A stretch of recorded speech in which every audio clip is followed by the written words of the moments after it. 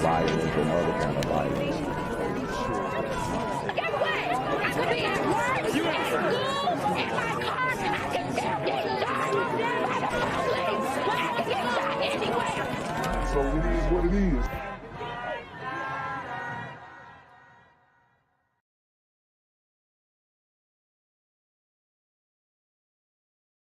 I'm here on the corner of MLK and Frederick Douglass, where a shooting just took place. And as you can see, it's a pretty rough area. So I'm basically risking my life reporting on this madness. So make sure you do me a favor and hit the subscribe button. Like the video, hell, share the video.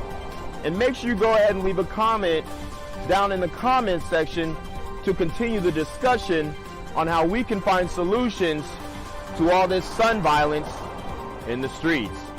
I'm Jenquavius Jackson, here live, reporting from Atlanta, Georgia, BGZM News 17. North Miami Beach, where a mother is accused of murdering her 3-year-old daughter. Dang. Have 4 kids with me, so I'm so really scared. That's a neighbor reacting to the news. The 23-year-old mother is the one who called police around 2:30 this morning, admitting to stabbing the girl to death. Wow. So at least this super single mother gremlin on demon time turned herself in and admitted to her wrongdoing. But this is absolutely insane. This is not what you're supposed to do as a mother. This is not what nurturing and caretaking looks like at all. And it's crazy that you have these sisters who are just crashing out and deleting their children when we all know that they may have practiced parental alienation to keep that same child away from the father. In the living room of their apartment. Police haven't yet released a motive. A very sad story to report. A murder investigation involving a child underway right now in North Miami Beach. CBS 4's Terry Hornstein is live on the scene. And what are police telling you this morning? Yeah, this is absolutely heartbreaking. Police did confirm to us a young child is dead here. That victim's mother is now in custody. A very active scene here. This is in North Miami Beach. They are calling that mother a suspect at this point. You can see investigators on the scene. They've been out here for hours at this point. Let's take you to some video here. It appears this happened inside a 3rd floor apartment. You can see a yellow tarp covering the door there. But we have seen crime scene investigators walking around the scene on foot here, taking pictures of really everything, cars, the ground, trying to preserve everything they can before the rain washes it away. The entire area also surrounding the scene is blocked off at this point. But again, they are focusing on a 3rd floor apartment here, a yellow tarp over that door. And police with North Miami Beach, unfortunately, have confirmed a young child is dead. That victim's mother is in custody. Oh, man. I mean, how many times are we going to see this in the community? And a lot of times we like to say, oh, this is a glider crime. This is what they do. And that couldn't be further from the truth, man. Couldn't be further from the truth. We have infanticide running rampant in the community. These super single mother gremlins are on demon time. They say she is going to be taken in. She will be booked as soon as we know her identity or any more details about what led up to this just devastating, tragic crime. Of course, we'll bring that to you. We're live for you this morning in North Miami Beach. Terry Hornstein, CBS 4 This Morning. A developing story out of North Miami Beach. Police now say a mother is in custody after she stabbed and killed her 3-year-old daughter. CBS 4's Chelsea Jones is live near the scene with new detail this afternoon. Chelsea? Yeah, Maribel, we've learned that this happened at 2 a.m. this morning, according to police. And we've also learned that the mom actually made the call to 911 herself, saying that she stabbed her daughter. Now, as you can imagine, this has been an active scene all morning. I want you to get a look at this news. And this is self-snitching 101 as well. you know, I'm actually glad that she called the police on herself, and it's almost like she had instant realization that what she just had done was, um, you know, deplorable, repugnant. All right. And she was probably disgusted with herself. And this is kind of how I'm seeing it. The baby was probably crying. She couldn't get the baby to be quiet. And she, you know, is not a fit mother. So she got fed up and deleted her own child. Okay. Um, it's absolutely crazy. But you have these people advocating for late term abortions, and you know, she missed the deadline by you know, 3.5 years. But you would even have some people justifying this behavior. I've definitely seen it. Time as it remains that way, you can see police and cruisers on scene still investigating what took place here. But now I want to show you some video from earlier this morning. You can see yellow tarp covering the third floor apartment where police say this all happened. Investigators say that 3-year-old child was stabbed multiple times in a unit here at 1051 Northeast 163rd Street. And once crews got here, they tried what they could to save that little girl, but unfortunately, she succumbed to her injuries. Now, a portion of the road, like you just saw, surrounding this building has been blocked off by that crime scene tape as police continue to piece together what happened. And we spoke to a local business owner who says she's worked here for 2 years and has never seen anything like this. I have 4 kids with me, so I'm so really scared. We have a woman like the same that you need to looking for help. Don't do the other kids. And as you can imagine, a lot of details still unclear at this time, but we are waiting to learn more from police. Right now, like you mentioned, that mother is in custody. And as we gather more details surrounding this horrific event, we'll bring that to you. For now, we're live in North Miami Beach. I'm Chelsea Jones, CBS 4 News. Or at home, a mother accused of doing the unthinkable, killing her young daughter.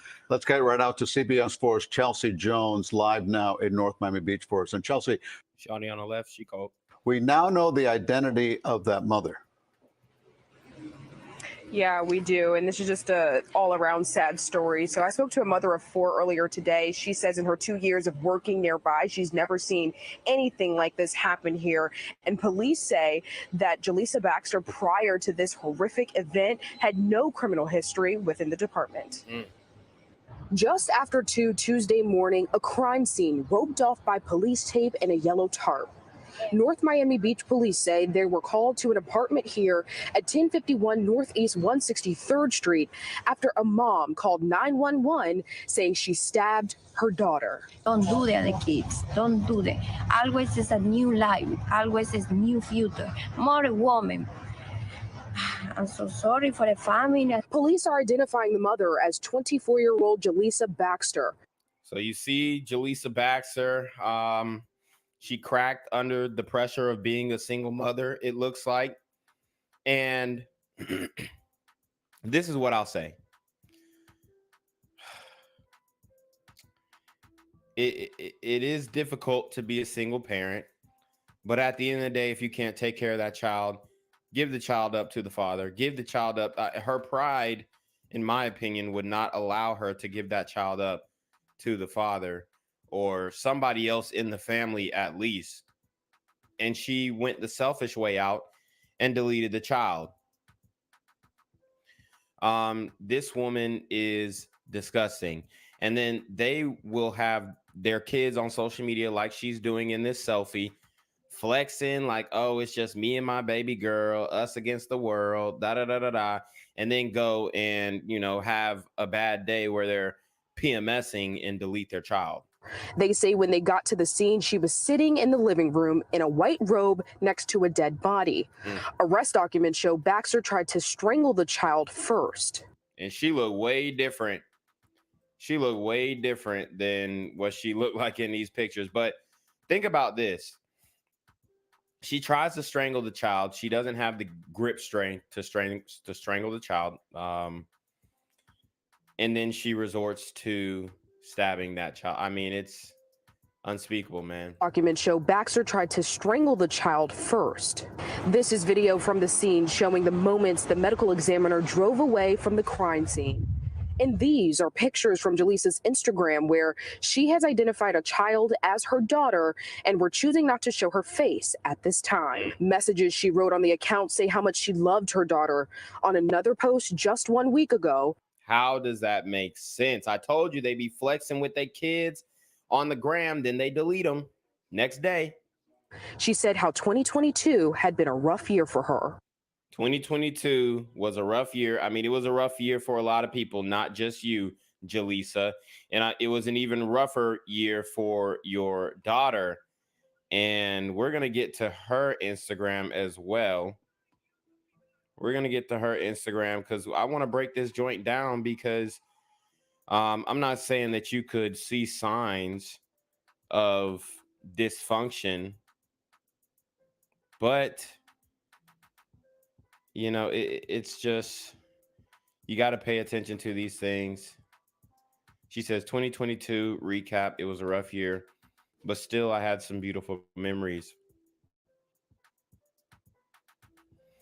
These ones are crazy. And I'm actually looking at her Instagram right now, and she's like 5,300 followers on Instagram.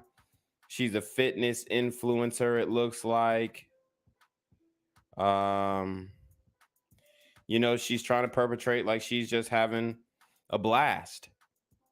And people are still in her comments. Nobody's shaming her for deleting her child in the comments. Ooh, man, this is crazy. This is crazy, y'all. I have 4 kids with me, so I'm so really scared. Baxter is being held without bond. She is charged with first-degree murder and aggravated child abuse. And right now, a motive has not been made clear by police. We've also been waiting to hear back from DCF to see if there's any history there as well. For now, we're live in North Miami Beach. I'm Chelsea Jones, CBS 4 News. Right now, a disturbing story in North Miami Beach. A mother accused of stabbing her young daughter this morning, killing her. The scene is at an apartment complex on Northeast 163rd Street. And police say the woman admitted to the crime. Local 10's Leanne Wadajon is live with the latest developments. You know, this is one of those stories that just turns your stomach as a parent, even more so. A mother accused of killing her own daughter. And in documents just obtained by Local 10 within the last hour, we've learned that this mother first tried to strangle the child. And when that didn't work, she pulled out a knife. Wow. A mother is now in custody, accused of doing the unthinkable to her own daughter. 24-year-old Jaleesa Baxter is charged with first-degree murder and aggravated child abuse. Stabbing police is allowed. North Miami Beach police rushed to this apartment on the 1000 block of Northeast 163rd Street around 2 a.m. Tuesday, after that mother allegedly made a chilling admission to a 911 dispatcher. She stabbing her 3-year-old daughter? Police say the child, just 3 years old, had been stabbed to death by her own mother inside the apartment. Documents say the girl had wounds to her chest, neck, and face, and that a knife was located next to the victim's body. Chest, neck, and face. This woman is evil. Our cameras captured the front door flanked by officers and covered by a yellow sheet. Es horrible la noticia, ¿verdad? Porque es una niña de 3 años, como es. Triste. Police say Baxter was taken into custody without further incident. A possible motive remains unclear. Records show Baxter was served an eviction notice earlier this month. Oh my God, I have 4 kids. So she was served an eviction. Guys, what did we do? What did we say? I broke this video down, which I think ended up getting me a community guideline strike, which I appealed and won the appeal because everything that I stated in this live was factual. I went live 2 months ago and the topic was Black women are the most educated, but leading Americans in evictions make it make sense. Guys, go back and watch that video where I broke it down.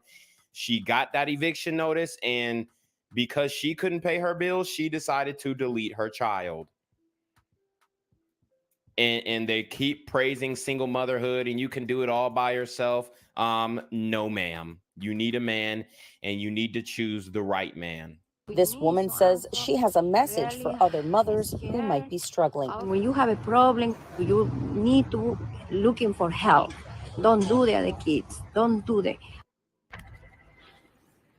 Jalissa Baxter is expected to appear before a bond court judge tomorrow, but based on the charges she's facing, she will be held without bond.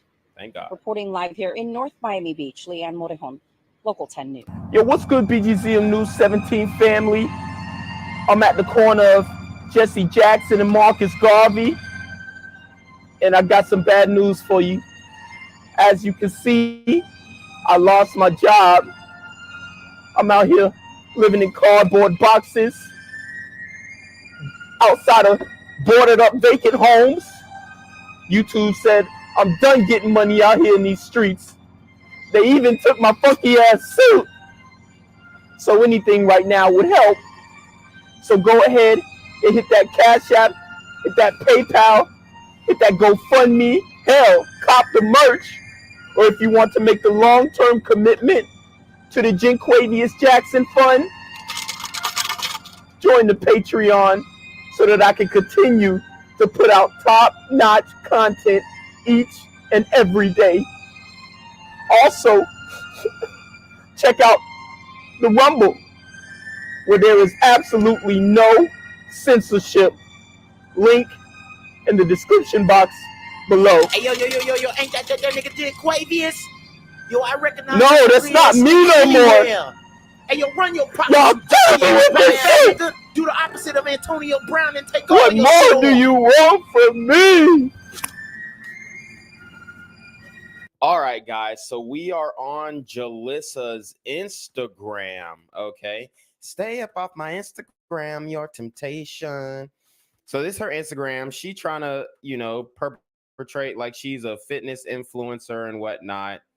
And I want to do some history. So I want to go back to her very first post on IG and see her journey and maybe get some insight into where she started and where she ended up and how she may have gotten there. So let's scroll down to the bottom of her IG. Man, it's just so crazy because she's all into the fitness. She's all into this. She's making it seem like, oh, I'm a strong, independent Black woman entrepreneur and da-da-da-da. And guys, what you see on the surface is not always glitz and glam, man. Everybody has ups and downs. That's no excuse to take out your child or delete your child or harm your child or take out your anger on your child. But a lot of people are trying to fake it to make it. So let's go through. So it looks like she was originally overweight. Okay. And this was when she was in the Bronx, New York. So I'm guessing that she left her baby daddy in the Bronx. And she's working to work out, getting on the treadmill. So you see she was working to get in shape. 2018. Guess what? Once she got the body that she wanted, she started going out more. So she got in shape. She lost a lot of weight, as you guys can see. And she's trying to inspire people. Wow, look how dedicated this woman was to her weight loss journey, all to end up getting pregnant and deleting her child. So as you can see, we're progressing. She still lives in New York City, in the Bronx, and boom, guess what? Baby bump, 2019. Now she's pregnant. And she, in the caption, it says, making the decision to have a baby is momentous. It is to decide forever to have your heart go walking around outside your body. And it's just, this post is just haunting now. And everybody's saying, congratulations, congratulations, congratulations. Well, congratulations. And then guess what? My question is always, where is the baby daddy? Who is the baby daddy? So as you can see, her pregnancy bump got bigger, the baby bump. And the beautiful little girl was born. And somebody 34 minutes ago said, you deleted her. So they're calling her out on her BS. And her caption was, this beautiful little girl warms my heart every day. And now, you know, she's posting and flexing her daughter and, you know, detailing her fitness journey, a lot of flexing with the daughter, a lot of flexing with the child. Look at these hashtags: Black Girl Magic, da da da da da, beautiful black girls. This is why we got to go through the Instagram. We're going to go all the way. We're going to come from 2018 to current time. So as you can see, she did the big chop at one point of her life, in her life. She did have a quick snapback. And this one was an inspirational post that she says, 6 months from now, I will be in a better position. I'm claiming that. Ooh, this did not age well. This did not age well. So as you can see, she was really focused on fitness, and she ended up working for a really good body, honestly. Like, I'll give her props, credit where credit is due. She did a lot of good work when it comes to her shape. But man, I mean, the fact that she deleted her daughter, this is a favorable picture here, right? Showing the booty, as you can see.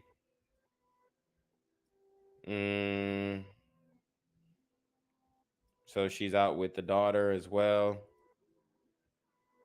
you know, doing yoga, trying to make it seem like she's spiritual and philosophical, and she's just like some type of, you know, woman with her third eye open and into fitness and is a vegan and all this other goofy.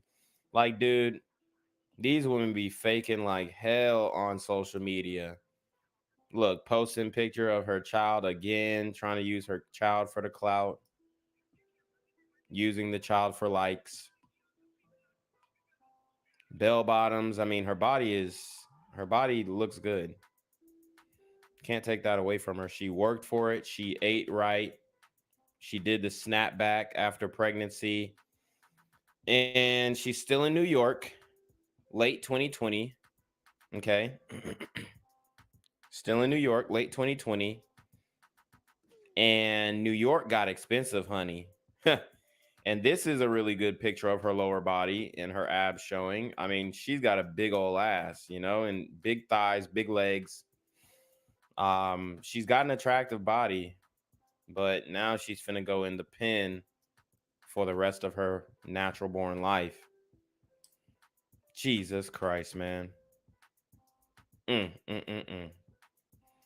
So she was really into fitness, and she's not ugly. So, you know, well, I mean, I'm not going to say she's not ugly. She's not cute either, but I mean, her body is, I give her body a 6, 7.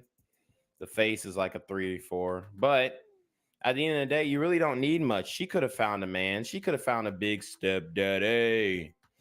Somebody was willing to take care of them damn kids, man. And it's a damn shame that she went and deleted herself.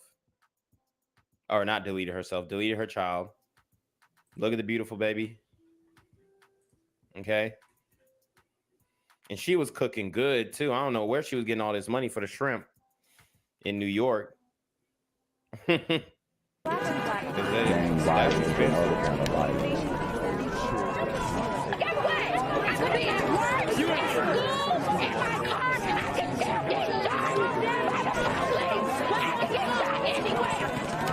is what it is.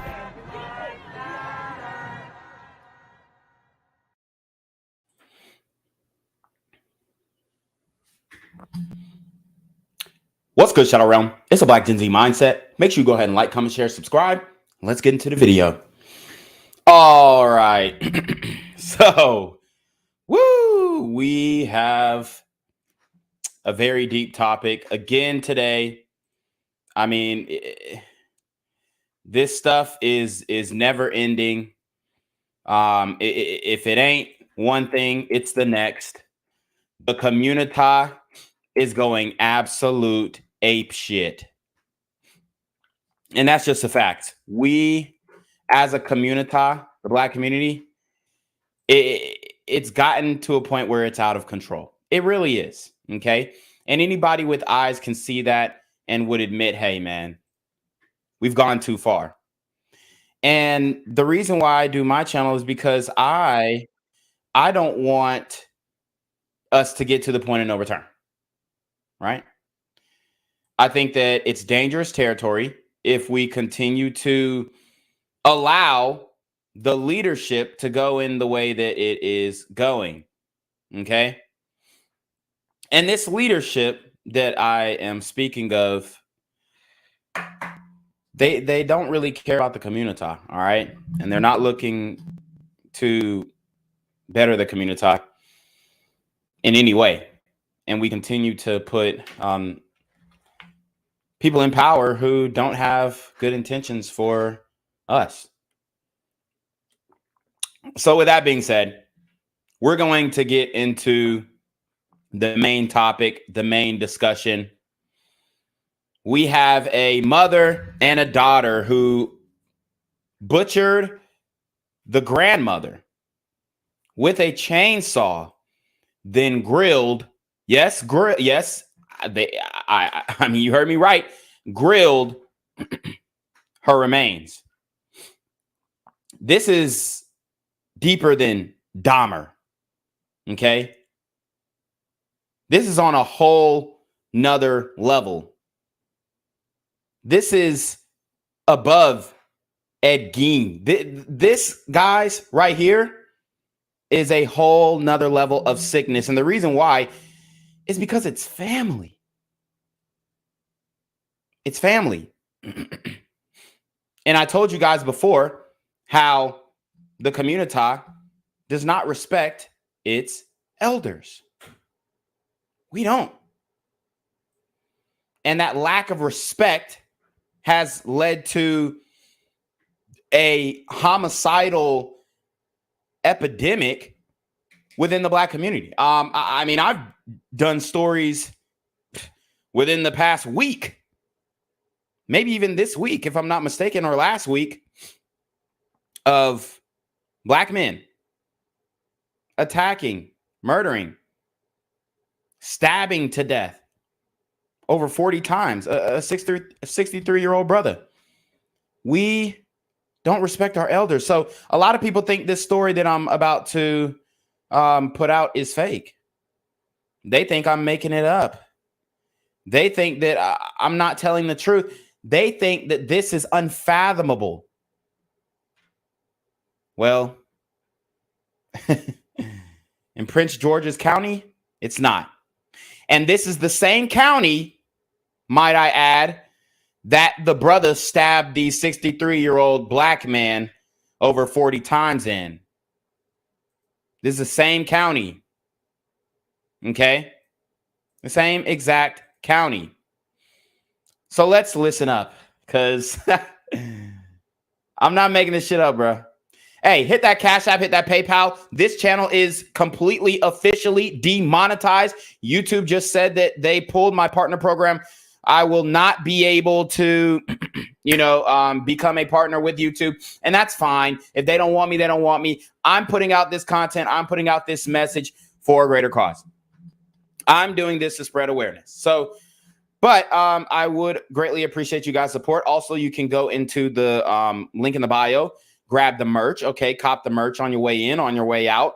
Rock some BGZM News 17 gear. Get the message out there. Support alternative media, because I mean there aren't many of us out here, and I mean the social media oligarchs, they are doing whatever they can to limit the exposure of these videos. So let's get into it. A woman in Prince George's County is behind bars tonight, accused of killing her own mother.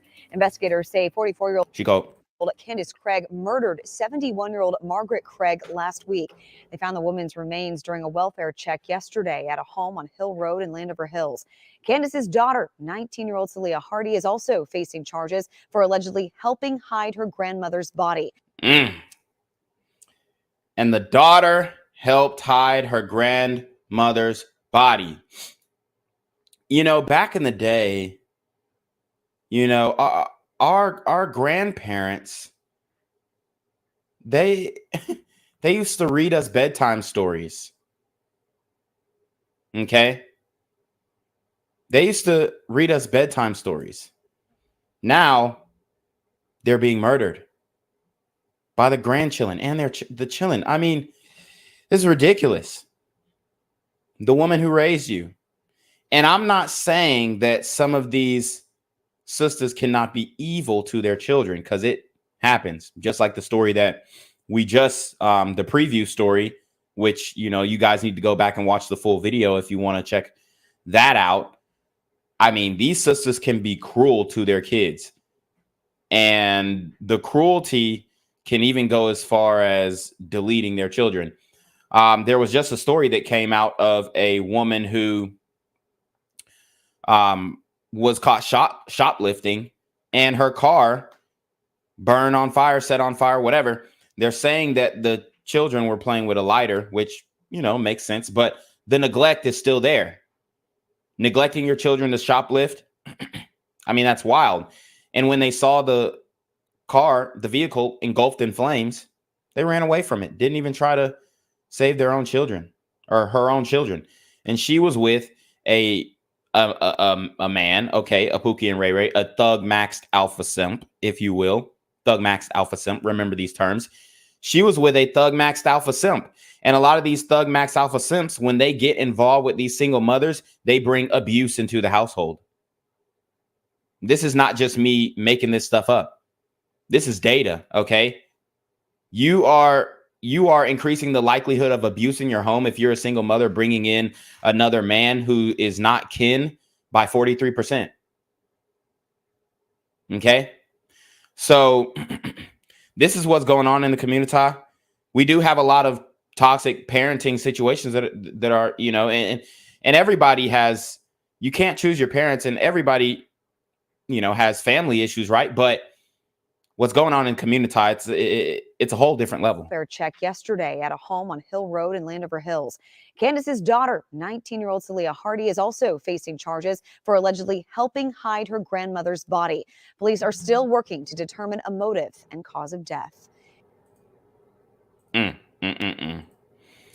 So let's get into some more details of this story. That was just a preview. And I want you guys to, you know, truly understand that we don't do this content to, you know, obviously we like to make some lighthearted jokes here and there, but we don't do this content to, you know, I mean, we're just trying to get the message out there, honestly. That's really what I can say. That's the ultimate motive. So this, I mean, if you got a squeamish stomach, if you are not prepared for this intensity, this level of violence, then hold your head. All right. Hold your head. Maybe mute it. Wait for us to get done with this story, because we'll get into others. But this one, you know, is different. But first tonight at 8:30, two women, a mother and daughter, accused of killing their grandmother, remain in jail. It's a gruesome story. One Arcady Barlow heard in court today. She's in Landover with the details. This house behind me on Hill Road in Hyattsville, Maryland, is where 44-year-old Candace Craig is accused of murdering her mother and then recruiting her daughter, Celia Hardy, to help her dismember the body and burn it. Candace Craig is facing first-degree murder charges, while her daughter is facing charges for being an accessory after the fact. And how the fuck do you mentally chainsaw your grandmother up? I mean, how can you even go through that physical motion? Was it drugs? Was it just a lack of emotion and empathy? We're told that these women are empathetic and nurturers. Like, this is crazy. These women are not empathetic. These women are not nurturers. These are super sister gremlins on demon time. Today, a judge in Prince George's County said both women must remain behind bars for now. They're a threat to the safety of the community. So just the thought of people who are in your lineage, people who are supposed to be carrying on your legacy, being a part of your demise is almost unbelievable. The assistant state's attorney said that this is one of the worst murders she has seen during her time in office. Police say they were called for a welfare check by a witness who speaks regularly to 71-year-old Margaret Craig, and said they hadn't heard from her in days. And I mean, just let's go back and look at the mugshots. They want us to cuff this. They want the brothers to just, because she black, yeah, you know, wife her up. She got a kid, become the stepdaddy. Okay? That's what they want us to do. And I'm sitting here like, how is that even possible? Like, shorty right here, she looked like Diddy Kong. This one, she kind of looked like one of them fish. What's that shit called? Grouper. She looked like a little grouper. Shorty right here definitely looked like Diddy Kong, though. I mean, no cap. Heard from her in days. Police searched the house and say they found human remains on trash bags, along with blood splatter in the basement and more human remains on a chainsaw. Prosecutors say the two women dismembered the body, then tried to burn it on a grill behind the house. Wow. Wow. Shout out to John Pro. He says grandma didn't just get invited to the cookout. She was the cookout. And that's why I always said getting invited to the cookout is overrated. If I might add. Getting invited to the cookout is overrated. The cookout that's going to get shot up. Y'all mean that cookout? The cookout that, you know, niggas is going to get to fighting over a spades game at? That cookout? The cookout that you going to grill your grandma at? These ain't hot dogs. This ain't bratwurst. I mean, this is real deal grandmama meal. I mean, it's that simple. Man, these sisters are on a different level. The whole way different level. It's not even close. It's not even close. I mean, you have to be a monster. Something was kind of suspicious because Memorial Day, they had their grill further down from the house. From the house. Usually have their barbecues close to the house. That kind of got suspicious. I didn't see nobody at the grill, nobody bringing anything out to the grill. So I didn't pay much more attention to it. They had one of those a barrel type grills. Yes. And they had the charcoal sitting beside, and then they had like a little table with the umbrellas. The grandmother is still damn. I mean, can we give them credit for not eating her, consuming her remains? I mean, can we give them credit for that? I don't know.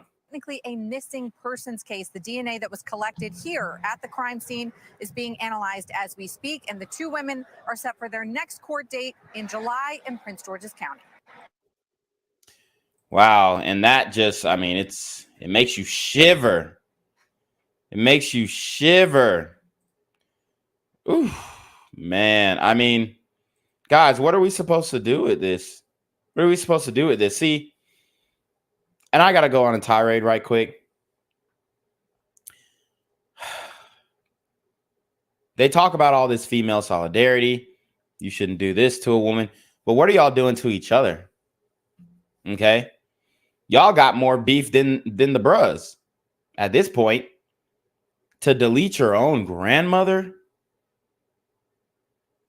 and throw her on the grill like she was Sunday dinner.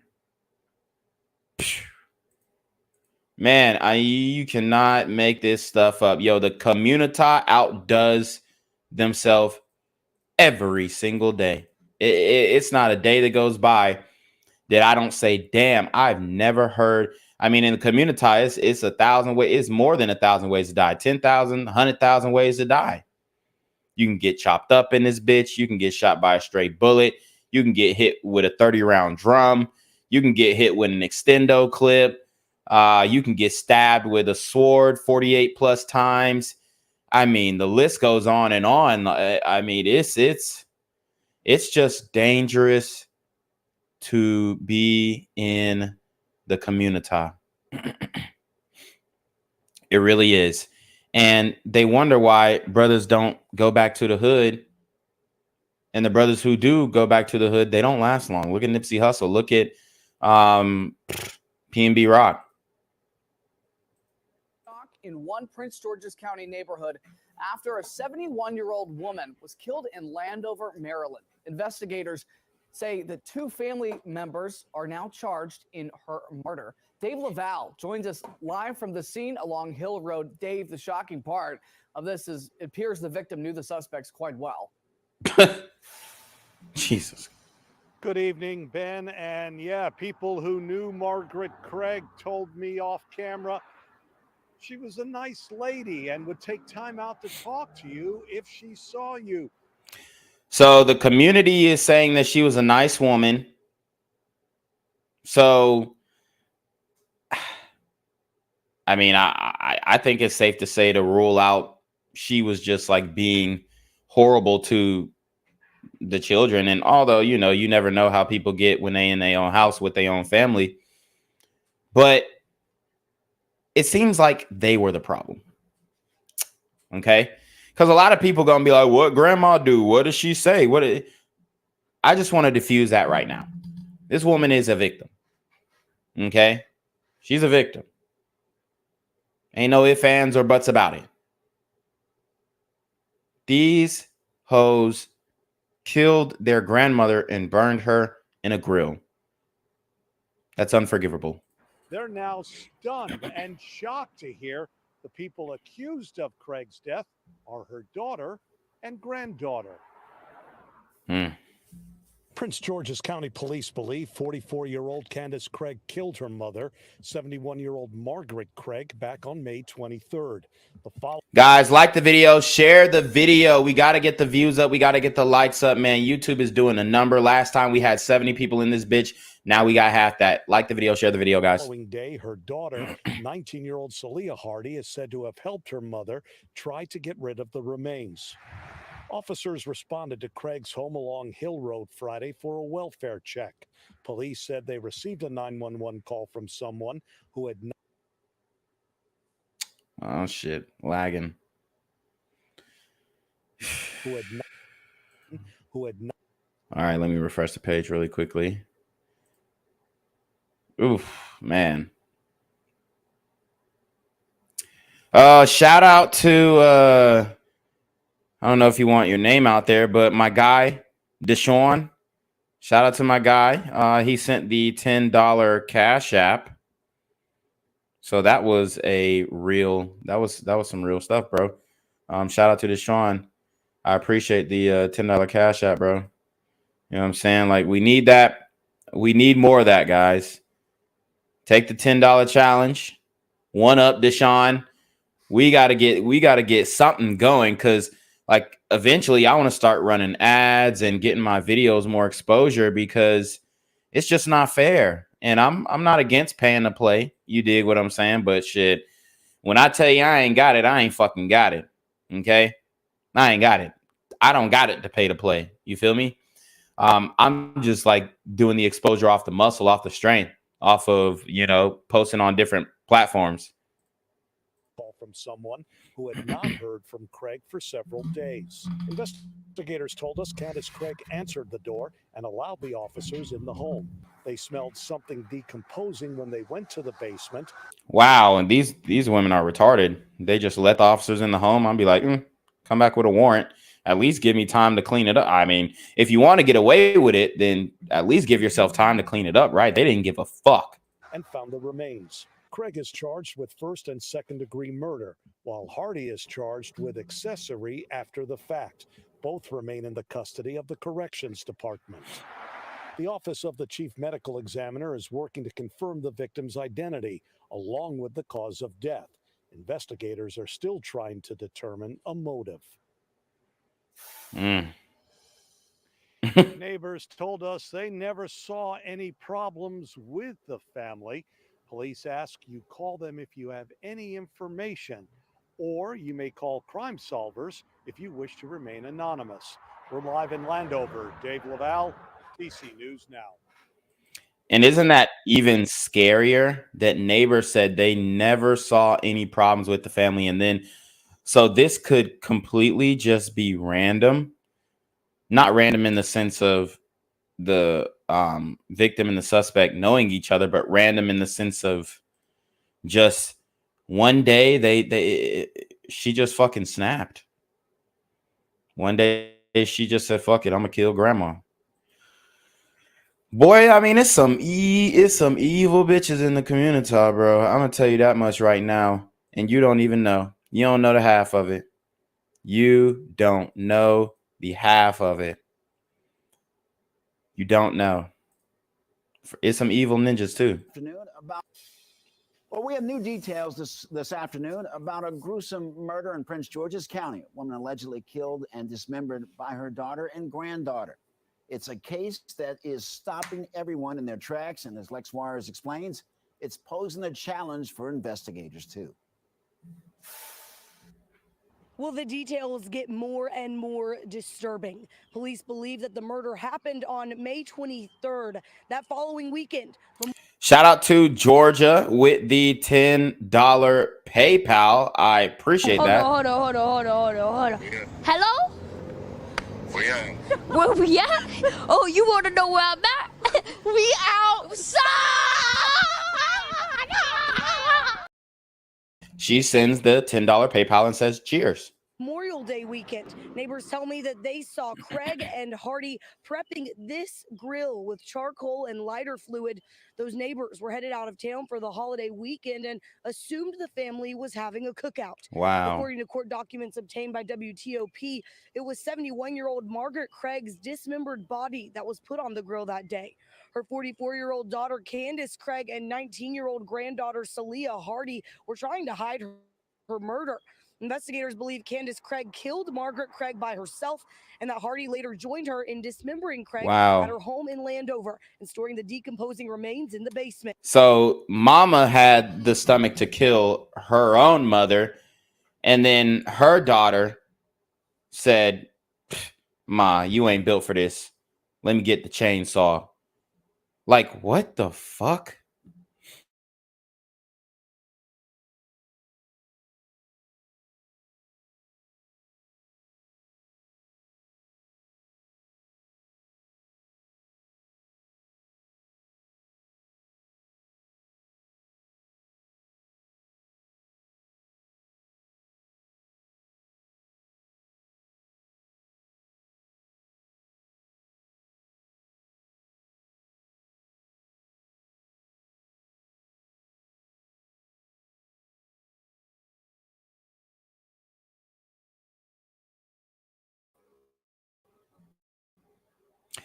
Sorry, guys. Y'all know how YouTube it just glitched out on me. It just glitched out on me.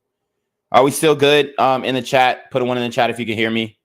Put a 1 in the chat if you can hear me. I just went on a whole monologue, but honestly, I kind of forgot because YouTube.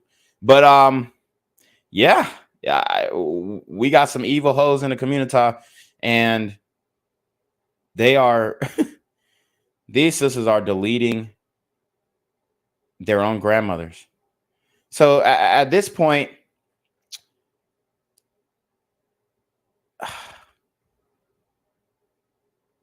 shit, bro, I'm at a loss for words. Police visited the home last Friday for a welfare check on Craig nearly 2 weeks after the alleged murder. When her daughter Candace let them in, they quickly smelled and found the remains in the basement. This horrific attempt. And this how nasty a lot of these hoes are too. Living with that smell. How can you do that? and then knowing that it's your own grandma, you know, going through rigor mortis, decomposing in your home after you've mutilated her body. I mean, probably stripped her naked. How can you go through with that? How could you go through with that? Attempt at hiding the remains poses a challenge for the medical examiner, who has yet to confirm the cause of death or that the remains are Margaret Craig. Wow. In this case, which is unlike any case I have ever seen or experienced here in the county. I mean, to say it's disturbing is an understatement. It's horrifying. But I mean, does she really look that concerned though? They're not as angry as if, you know, a glider cop would have shot a brother, or a Karen would have profiled a brother or a sister. I mean, they're just not angry enough. There's just not enough outrage. Like we spoke about in the mass shooting we just covered in Virginia. There's just not enough. And I mean, the DMV has been active. So if you in the DMV, shout out, you know, let me know in the chat if you're from the DMV, but there is not enough outrage. Why aren't we mad? Why is she kind of giving a little smirk? I got you there, sis. You're not going to get one past me. I see you smiling. You think this shit is funny, don't you? I swear deep down, she probably think it's a little, I mean, I don't know. She just doesn't seem angry enough to me. Well, Candace Craig is charged with first-degree murder. Her daughter, Celia Hardy, is facing an accessory charge for assisting in the dismemberment. Well, both Craig and Hardy are being held without bond. The next court date set for the preliminary hearing is July 3rd.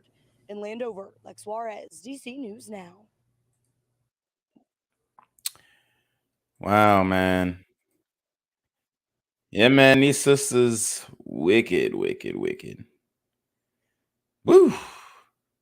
And how are we going to overcome something like this, you know, as a community? It's just going to get swept under the rug. It's just going to get swept under the rug. Georges County. The horrific scene involved a chainsaw. It happened last Friday in Landover, Maryland. A mother and daughter are charged in connection with the killing of a 71-year-old grandmother. We want to warn you, the details are disturbing and they are not suitable for children. News 4's Darcy Spencer has the very latest. Police say 71-year-old Margaret Craig died at the hands of her own family. The details laid out in charging documents are gruesome. Candace Craig, the victim's daughter, is accused of murder. Craig's teenage daughter, Celia Hardy, the victim's 19-year-old granddaughter, is accused of helping to cover up the crime. Police say the victim's remains were found in trash bags in the basement. Shout out to Idris with the $10 Cash App. He says, for putting out the news, keep anonymous, please. Okay, my bad, iDog. But Oh, say basement. Investigators say the mother and daughter dismembered the victim with a by the way, that was Idris Elba. Okay, Idris Elba, guys. chainsaw and allegedly attempted to burn her remains on a grill in a fire behind the home. I just think it was so horrifying that it defies belief for me. Police went to the home on. But does it really, though? We're talking about the community here. The only thing that threw me off is that they grilled grandmama instead of frying her. I think if they would have, you know, coated her with some, you know, some of that old school batter, the already seasoned batter, and, you know, threw her in a deep fryer. It's got to be a big ass deep fryer, but I think they probably would have been able to get away with it. I think they probably would have been able to get away with it if they fried her instead of grilled her. The grill was just too much, bringing it outside, all that stuff. You got to get the deep fryer in the basement right next to the chimney. That's the only way to do it. Kentucky Fried Grandma. These super sister gremlins are on demon time. Hill Road in the Landover area Friday afternoon after a relative reported the victim missing. Police say Candace Craig opened the door and allowed officers inside. Police say those That bitch officers smelled stupid. the odor of decomposition when they went into the basement. Hardy allegedly told police that on May 23rd, her mom attacked the victim after the victim threatened to report Craig for fraudulent use of her credit card. Wow. There you have it.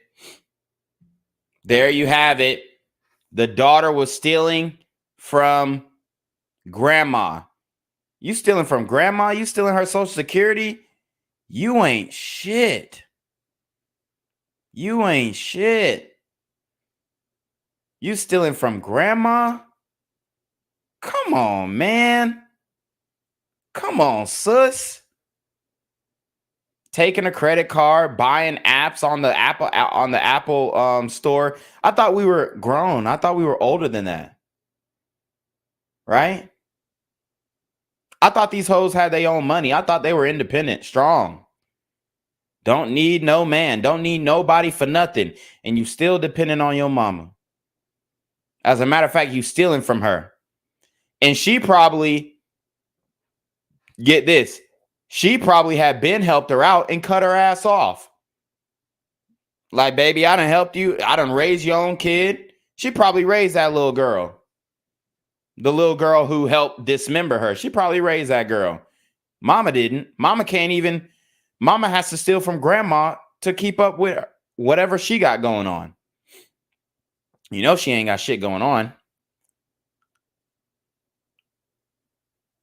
Some of y'all just need to let y'all cheering go, honey. Y'all need to let y'all cheering go. Because there ain't no way you are a grandmother.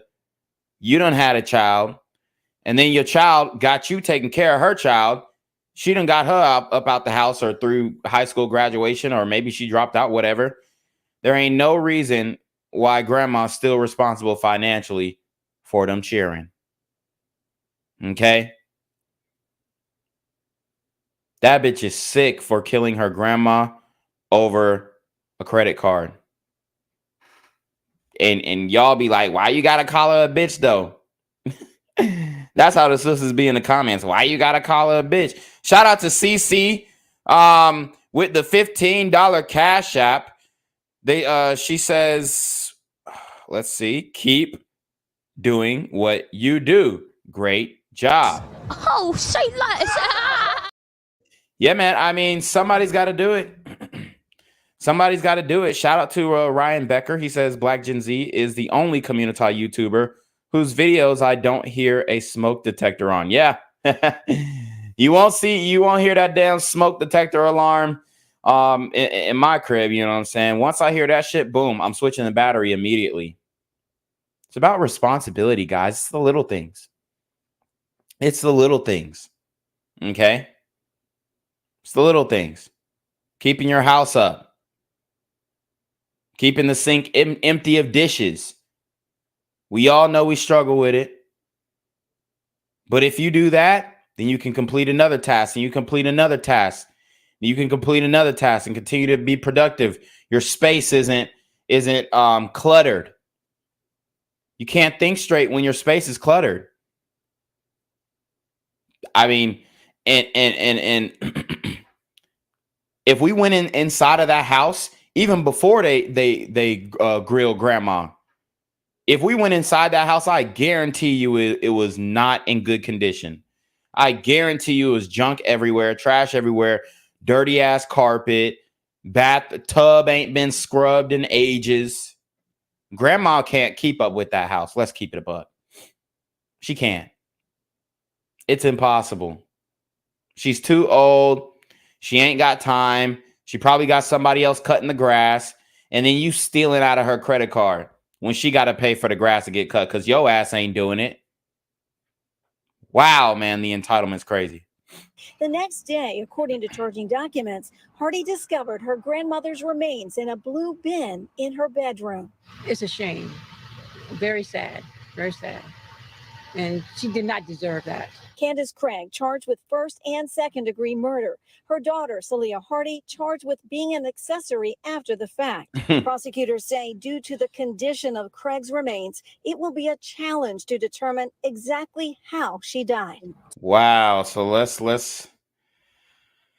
go back to her picture. Look like a sweet old lady.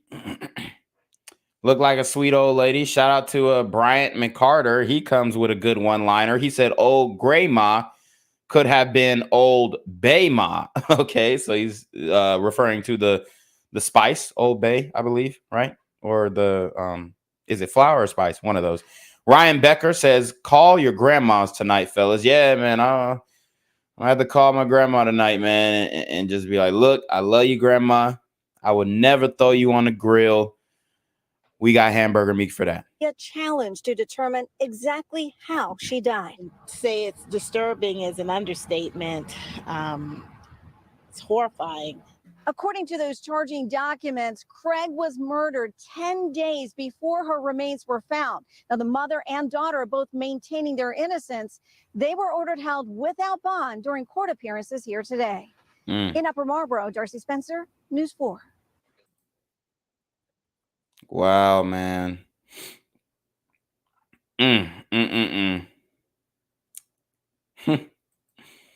This is what the Black community is producing nowadays, man, and we got to shed a light on it. A lot of people say, "Oh, why are you talking about our people? Why are you talking about?" Look, man, because if I don't do it, nobody else is gonna do it, and these things are important. These topics are important. Like, how does it get to the point where you're so angry that you delete your own mother after being in the wrong and stealing from her? Of course she has a right to be upset, right? Of course she has a right to be upset. You stole from her own daughter. Okay? Take you out to Prince George's County in Maryland. Of course, we're following a story there, and I want to put a tweet from our Fox 5 team as the Maryland mother and daughter have been charged in the murder of 71-year-old grandmother. Police say they found human remains in a trash bags in the basement and a chainsaw. They both appeared in a Prince George's County courtroom this afternoon at 1:15 p.m. Eastern. Of course, following this very closely here on Live Now from Fox, as authorities say a mother and her daughter have been charged in connection with murdering the family's grandmother. Police have charged 44-year-old Candace Craig with first and second degree murder. Her 19-year-old daughter is also charged with accessory after the fact. Let's take you out to some remarks here, live, raw, unfiltered, on Live Now from Fox. Yeah, what can you say as far as what happened at the hearing today? No bond status. I missed part of it. Was it said that all of the victim and the two defendants lived all together? So the victim and we believe that the victim and the two defendants were all connected to the house in some way. Obviously, they were all related. And today, the two defendants were held without bond in this case. And do we know how she actually died at this point? At this point, that is still under investigation. The ME is involved, and hopefully we'll have a cause of death shortly. Is that something that can be determined with a body that mutilated, or is that with the extent of the injuries, with the dismemberment, it is going to be very difficult. I think that the ME's office will do their best to give us a cause and manner of death. But in this case, which is unlike any case I have ever seen or experienced here in the county, say it's disturbing is an understatement. It's horrifying. The allegations contained in the statement of charges is just heartbreaking. One of the things that I wanted to mention is that this is Elder Abuse Awareness Month. Oh my God, she did not just say elder. Ain't it Pride Month too? Y'all need to stop like overlapping the months. Either it's Pride Month or it's Elder Abuse Awareness Month. Because we need to focus on one thing at a time. And sorry, LDHTV movement, but this comes first. Let's talk about the elders who are abused and brutalized and victimized in the community before we talk about that gay shit. How about that? Okay, that's what we need to be focusing on, not this LGBT bullshit. It's important, I think, to note in this case that someone related to our victim was concerned enough about her whereabouts that they reached out to do a welfare check. And the Prince George's County Police Department is a wonderful resource, as well as all of our municipal departments. And Prince George's County, they were definitely begging to defund the police. They were. I've got stories on it. And now they are seeing the ramifications of just the police kind of withdrawing, especially after that the pandemic, when they were forcing the jab. It's crazy. Departments, they do these welfare checks because of someone caring enough to reach out, because our department was doing its job. We uncovered a horrific crime. And so our job now is to ensure that our victim gets justice, and that is what we're going to do. Jess Garth, who's the chief of our Special Victims and Family Violence Unit, I'm going to ask her to come up and talk a little bit about, some of the facts as we provided in court today for those of you who weren't there. So, Jess. Good afternoon. As the state's attorney said, somebody did come forward and contacted the police department and asked the police to do a welfare check. At the time that the officer arrived at the home, they were allowed to enter the home by one of the residents. In the basement, they uncovered the putrefying remains of the decedent in this case. They locked down the scene. They went and got a search warrant. And what they uncovered was, as the state's attorney said, one of the most disturbing crimes I think that this county has seen, at least, in recent times. It looks like there was some sort of a disagreement between Ms. Craig and her mother, the decedent. Sounds like at that time she opted to take the life of her mother. And then after that, she and her daughter dismembered the body, we believe using a chainsaw, and then attempted to dispose of the parts of the body using fire on a grill and in a bonfire, according to the investigation so far. This is a case that's still under investigation. We do anticipate that we'll have additional facts that we develop along the way. If there are any questions, I'd be happy to try to answer them. Is there any guess as to how long she may have died before the police were called? I don't know. There is some indication that the fire department was called out on May 27th to investigate one of the fires that was being used to dispose of the body parts. But further than that, I can't say. So at least almost like a week, I guess.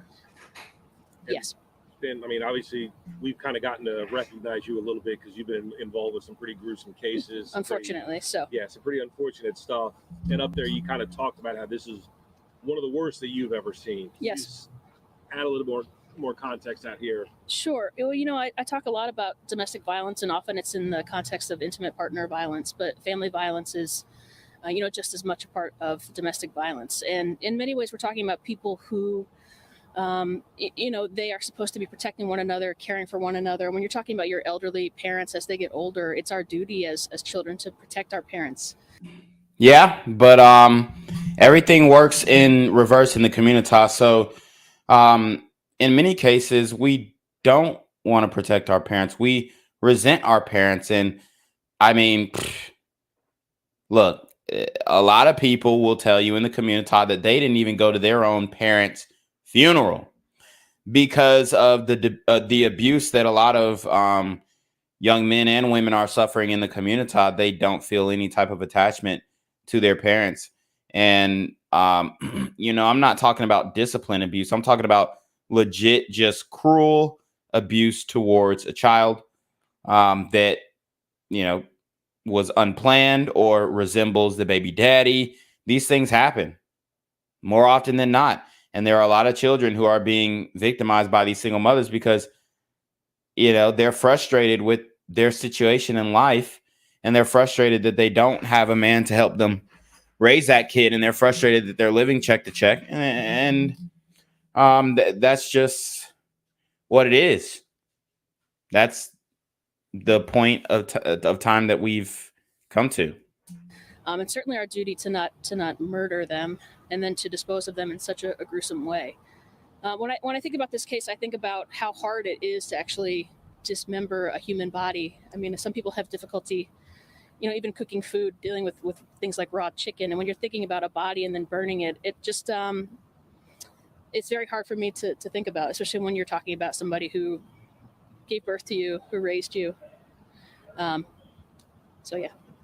It's safe to say you may never know how it Hi, smiling too. You see that smirk? Damn, these hoes don't give a fuck. They don't give a fuck. exactly she was killed. As the state's attorney said, our medical examiner's office is going to do everything that they can do. It is possible that some of the evidence was destroyed, that we may need to determine the exact, way that she was taken from us. But I think it's safe to say that this case will be ruled a homicide. Update on the knife that was on the floor and then was missing when the police went back. I don't have any particular details. I do know a search warrant was executed. They collected many different tools, and they'll be tested for DNA and for blood as well. And we heard from Jess in court, but Madam State's Attorney, is this the most gruesome murder that you've seen in your time? I mean, absolutely. On so many different levels. The fact that this was a mother, I don't believe I've had a case where a mother was killed by a daughter. And I certainly don't believe I've ever seen a case where a mother was not only killed by her daughter, but dismembered by her daughter and her granddaughter. So just the thought of people who are in your lineage, people who are supposed to be carrying on your legacy, being a part of your demise is almost unbelievable. And guys, this story will unfortunately be swept under the rug. It just doesn't fit the narrative. Okay? And most people have never and will never hear of this story. So the 36 of you people who are watching right now, or the people who are going to watch the playback, do with what you will with this information, but just understand that we got a problem in the community, and it's been danced around and it's been deflected, and people don't want to attribute any accountability to these personal decisions that are being made on an individual basis that overall negatively represents and affects the community as a whole. We got to do better. I mean, there's no reason why our numbers are looking the way that they're looking. The numbers are bad, y'all. Numbers are bad, man. And disproportionately bad compared to other demographics. And I know people don't want to be represented by a statistic, but ultimately, that's what you become if you don't speak up about this stuff. That's what you become if you contribute to the culture that we have now. You become a statistic. You become the person who condones and enables. We got a sister in Baltimore. Her 17-year-old son was shooting up the block. She said, it ain't my responsibility to know where he at. We'll get to that one too. And then not only but the death, but the dismemberment of the body being found in multiple bags, decaying in a home. I'm at a loss. Were these slightly different subject? Can I just ask one more? Were these like trash bags, gym bags, like? The information I have is that they were plastic bags, but I don't know the size at this time. Some sort of trash bag type thing. I would imagine. Mm. And was this home the grandmother's home? Yes. Baby K. Let's dig on it a little more. Yeah, That sure. He was on probation potentially at the time of the alleged attack on the bus thing in the district. Not registered in any school anywhere. It's also been determined. Should DJS have been supervising this child? The child is on probation. Should someone have been making sure he was kind of in school and living life? You know, because failure with DJS. knew you were gonna ask that question. I think it's. Let's run that back. Life. You know, yes, have been not registered a little more. Yeah. Baby K. Let's dig on it a little more. Yeah, sure. He was on probation potentially at the time of the alleged attack on the bus thing in the district. We're talking about a whole nother case. School anywhere, it's also been determined. Should DJS have been supervising this child? The child is on probation. Should someone have been making sure he was kind of in school and living life? You know, because failure with DJS. Knew you were gonna ask that question. I think it's fair to say I've had a number of conversations with DJS, and as late as Friday, I've been in contact with the new Secretary of Juvenile Services. I think that DJS is, in many cases, overwhelmed, just like other agencies, especially public safety agencies. But we all have to do better because our young people have to be in school. Those who are on probation actually have to be supervised. And if they are supposed to be participating in programs, then they have to be accountable for participating in those programs. I think that there's a lot of work to be done at DJS. I think that, and I've spoken to the governor personally about it, and he's committed to looking at resources that we need to add to our. I'm sorry, but I just don't believe it. Department of Juvenile Services to ensure that the services that they do provide are actually meaningful to the people who they serve. A lot of the services are really controlled at the state level, but those of us on the ground know what our kids need, and if we could get more of those resources locally, I think we can make a better impact and have programs that will better meet the needs of our young people. But we have to hold them accountable. Oftentimes, what I hear is that DJS has done all that they could do for a child. Whether or not that child is successful in completing the program offered by DJS, then they will just discharge them, partially because of the new laws and the limitations on the amount of time that a child can be under the supervision of the Department of Juvenile Services. So I think in many ways, everyone has, I don't want to say failed, but everyone has probably gotten it wrong a little bit. So our state legislature, we're asking them to rethink and relook at some of the laws, especially the laws that speak to punishment or sanctions that a child can experience.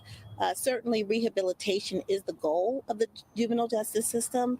And so we don't want to over-incarcerate kids, but some of our kids need more supervision, more structure, and some of them need to be confined for a period of time. Yeah, they need to be locked up, and they mamas need to be locked up too. How about that? How about that? Lock they damn trifling mamas up until the words echo in your brain. Sisters, come get your kids. And they actually have to show improvement. They just can't be discharged because the program timing has run out. You know, that's just not fair to the child. It's not fair to the community either. So there's a lot of work that we need to do. And DJS, I believe the new secretary knows that he has a lot of changes to make. So Thanks. Thank you.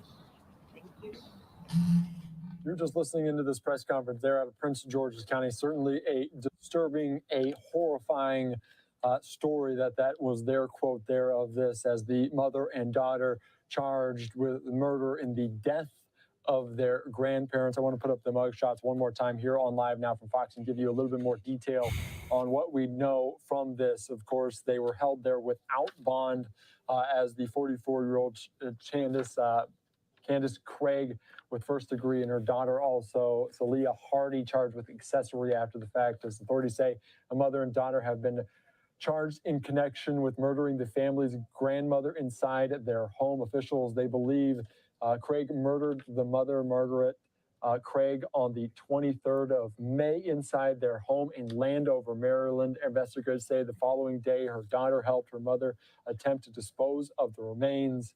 Certainly very disgusting, horrifying details there. Officers were called to the home on the afternoon of June the 2nd for a welfare check on the grandmother and were allowed to search inside. Homicide and evidence units were notified and assumed the investigation after officers smelled the odor of decomposition. So certainly a very disturbing story there out of Maryland, as the mom and daughter there charged in murder of that grandmother.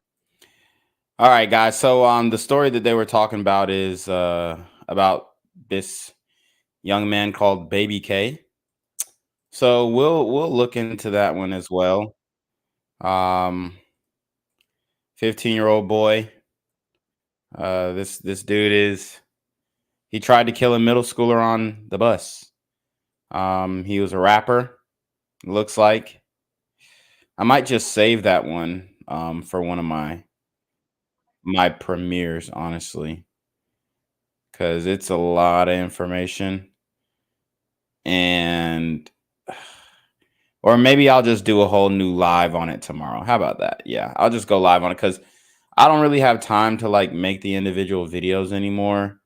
I do like doing it, but I'm probably just gonna go live more because I get a little bit more support on my lives than I do on the premieres. But just to put a button on this story about the grilled grandma. This was a post 2 years ago from Candace Craig, the murderer, about her mother. She goes, and I quote, "Happy Mother's Day to the #1 woman in my life. I hope you have an awesome and peaceful day. I don't get to say this every day, but I love you very much to the moon and back. Also want to wish every mother and mom like woman out there a happy Mother's Day." Okay. So very haunting post. And that takes us into our second topic tonight, where we will be covering the super single mother gremlins on Demon Time. We're coming to the end of Memorial Day weekend. The holiday weekend is historically violent in Baltimore City. This one was no different. 5 people were shot in the past 3 days. One of the victims died. This was also the first weekend of the city-enforced youth curfew. And that comes as city council members prepare to hold budget hearings in the week ahead with a major focus on public safety. So they have implemented a youth curfew in Baltimore, guys. So just be aware. They implemented a new curfew. So they think that this is going to work. What they don't understand is super gremlins don't abide by rules. Fox 45's Vincent Hill has a closer look at the violent crime Baltimore City saw this weekend. Our team coverage starts with Jeff Abel and the letters one group of city council members sent to public safety agencies ahead of this week's hearings. Well, council members are laying the groundwork for what could become a week of very contentious budget hearings. But tonight, there are questions whether all that talk will result in any real action. In every corner of the city, there are growing concerns that this summer will become another violent summer. Obviously, Costello is worried about crime. Everybody is worried about crime. City Councilman Eric Costello is laying out his demands in letters to the city's crime-fighting agencies, the police department, the sheriff's department, the state's attorney's office, and the mayor's office for neighborhood safety and engagement.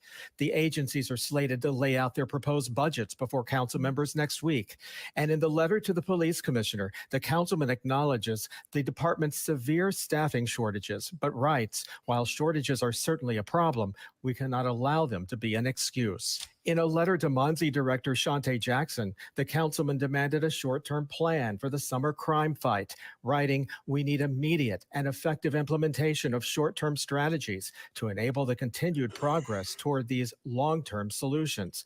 Appropriate levels of funding and staffing have already been put in place to accomplish this goal." The councilman then demands details of how the agency is spending $50 million in COVID relief funds, how much the agency is spending on staff, how the agency oversees the funding it receives from grants, and how the $1 million it receives to enforce the city's curfew is being spent. When you look at Monzi's spending, you really need to look at if it's working. And if we don't know where the money is going, if we only have these number identifiers and we don't know exactly who Monzi is paying and engaging with, we don't know.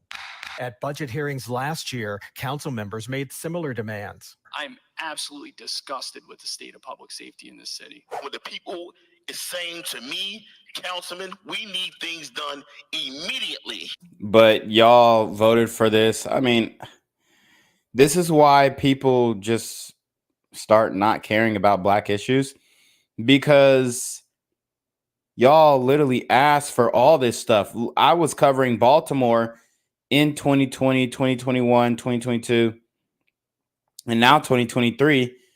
And just like every other major city, y'all were asking to defund the police. Don't lie. Don't act like you weren't.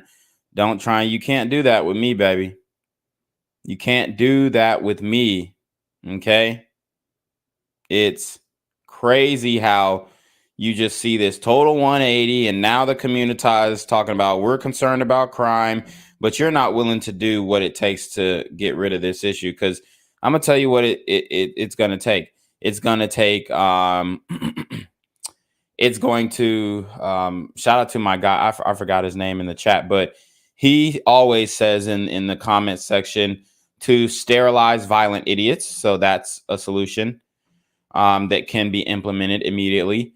It's going to take executing some of these 15, 17, 16-year-old kids.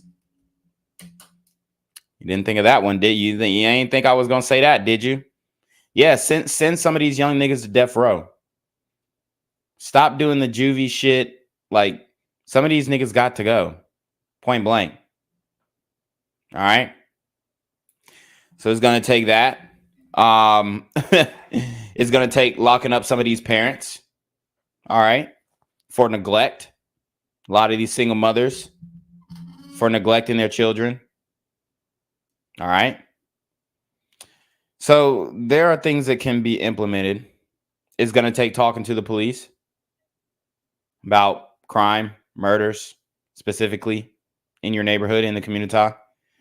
We're not willing to do that. Taxpayer advocate David Williams fears the talk that's already buzzing this year may never produce any real action. A lot of money is being spent, and now you have grandstanding by the city council, because what happens? What is the next step? We never see the next step in any of these problems and issues.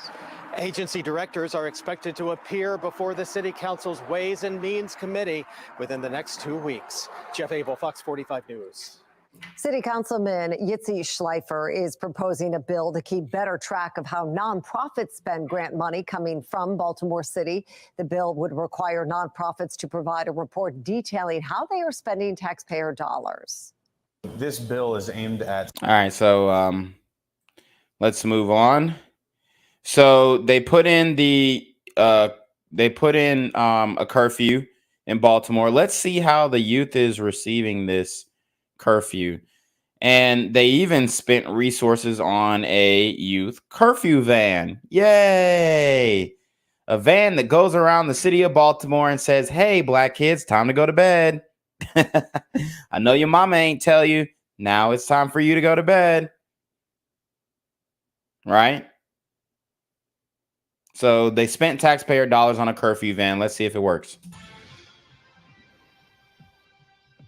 First on Fox, Baltimore Mayor Brandon Scott responds to Fox 45 following a curfew van that was vandalized over the weekend in South Baltimore. It is the first violent incident we have seen since the curfew went into effect 2 weeks ago. Jeff Abel is live with the latest. First on Fox. Jeff? Well, the mayor is insisting tonight there will be no changes in protocol, even after vandals shattered a window of a city van with volunteers inside.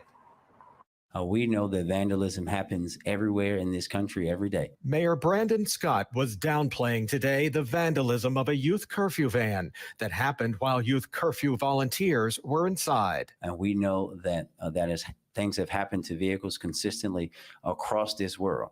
But what we won't do is highlight the extreme. It was a little before midnight Saturday night here on Denham Circle in Cherry Hill when a city van very similar to this one was vandalized and volunteers inside were forced to retreat. According to How long until they jack the curfew van?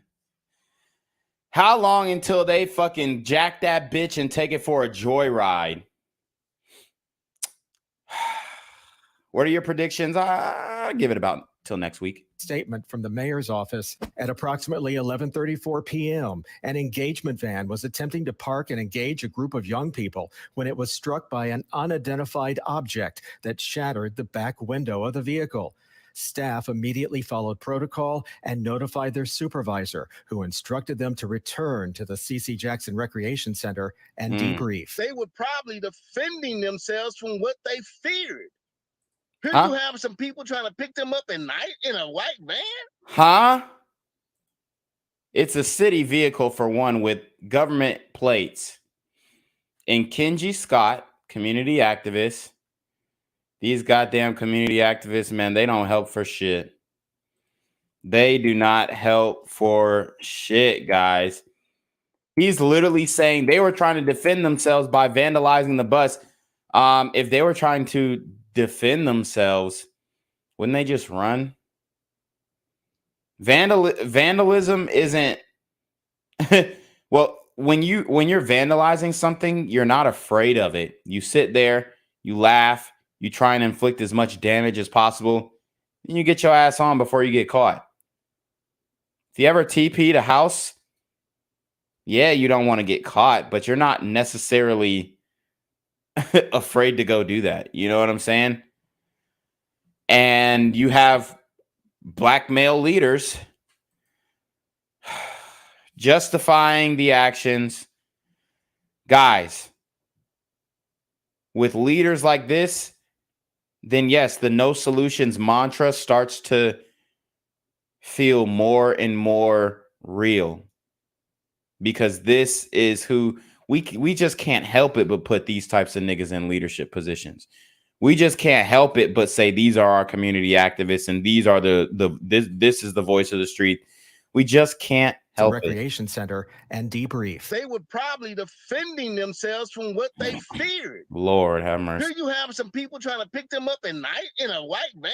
The city's new curfew enforcement effort relies on volunteers, not police, to engage youth. The president of the police union insists it poses a high risk to volunteers. Wow. Did y'all hear that? These are volunteers, not police. These are volunteers, not police. These people are going to be killed.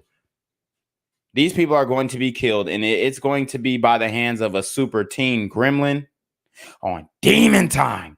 These are the violence interrupters they told us about. Local parents in the community wrangling up the kids and saying, get your behind inside. Get your behind inside, young super gremlin. Cut off, cut off the time period where you're about to make the most money selling heroin or selling, K2 or whatever the fuck you got on you. Because you're going to make most of your money when the fiends is fiending, when they wake up in the middle of the night. Them boys can't miss those peak hours. So no, they're not going to go inside. No, they're not going to go to bed because they have drugs to sell. They got pieces to get off. So, I mean, how long until one of these volunteers is deleted? Like I said, I give it about a week. Give it about a week. To engage youth.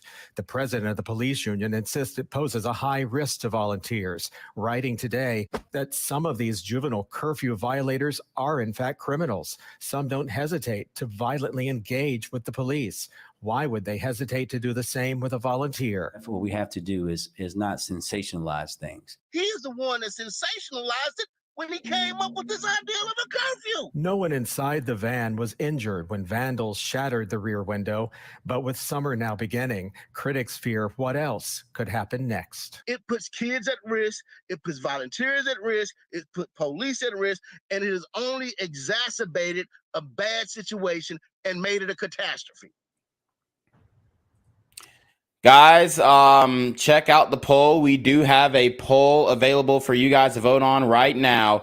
The poll asks, how long until the curfew van is jacked and a volunteer violence interrupter is killed? So vote on the poll. Our 4 options are tonight, tomorrow, next week, or next month. So make sure you go ahead and vote on that poll. Make sure you go ahead and let me know what you guys think about how long it will take before these curfew enforcer, violence interrupter, community activists, volunteers are robbed or killed. Well, so far, no one has been arrested in connection with this incident. We're live tonight. Jeff Abel, Fox 45 News. Jeff, thank you. New tonight, more young people caught up in crime. In Glen Burnie, 2 stolen vehicles identified. 4 teens too young to drive are arrested. Damn. And we already got into a carjacking. Keith Daniels with a neighbor who witnessed all the commotions and the call for accountability tonight. Keith? Well, Mary, Anne Arundel County Police tell us those 4 teens, 3 girls and 1 boy, face several charges, including auto theft. And tonight, those arrests are raising a familiar issue. It all unfolded outside of the apartments on Juneberry Way near Shekels Road in Glen Burnie. Matthew Darden had just pulled up to his home when he saw and heard the commotion. Thought it was my mom, so I had to my mom, so I rushed out see was my mom okay, but you know, she was good. Several Anne Arundel County police officers had converged on the parking lot. According to police, For one, guys, Arundel County police officers had you got, it looks like maybe possibly a school-age sister walking around in slippers. We see this often. She got the red Kool-Aid stain dyed weave, and she walking around in these slippers. This is what they wear to school. This is actually nasty. This is why y'all got so many damn corns on y'all feet. This is why y'all feet be stinking. Bro, you're not supposed to be wearing slippers out in public, bro. Come on. converged on the parking lot. According to police, officers were checking the area at about 11:30 Tuesday night when they saw a 2016 Hyundai sedan parked halfway out of a parking spot. Officers say they saw 4 teenagers get out of the car, went into a home. Police discovered the car had been stolen. Another vehicle parked in another spot, they say, also stolen. Police arrested the teens, 2 of them 14 years old, 2 others 15. For Darden, the incident raising the issue once again over juvenile crime and holding young offenders accountable. If you do the crime, you gotta do the time. Law enforcement agents. But you don't believe that, though. You just saying that because they got you on TV now and your mama almost got shot. You didn't believe that before this shit started happening, did you, bruh? My question is, who'd you vote for, brother? Agencies in the area say there's been an uptick in juveniles involved in crime, including homicides and carjackings. News of the arrest of those teens suspected of auto theft in Anne Arundel County comes as Vincent. Maybe I was too hard on him. I mean, we got to give brothers credit for at least, saying what's real. But damn, I mean, it's just like, to me, it's hard to believe that he genuinely believes that. just from what I've seen in the community. But, you know, shout out to that brother. Maybe I shouldn't be so hard on him. That's my mistake. And Giraldi, Yeah, I can take accountability. Secretary of the Maryland Department of Juvenile Services, hit the airwaves today on WBAL radio, talking about how he intends to hold juvenile offenders accountable. I think that it needs to be some combination of what's been tried with this young person before and how serious their offense was. Some of it's data driven, but some of it's common sense. Like, you can't over and over and over let somebody keep messing up. It's heartbreaking. It's unfortunate that they had to, you know, go down that road of dishonesty and thievery. But did they have to go down that road? Fuck no, they didn't. They chose to go down that road. And this is what black men are missing.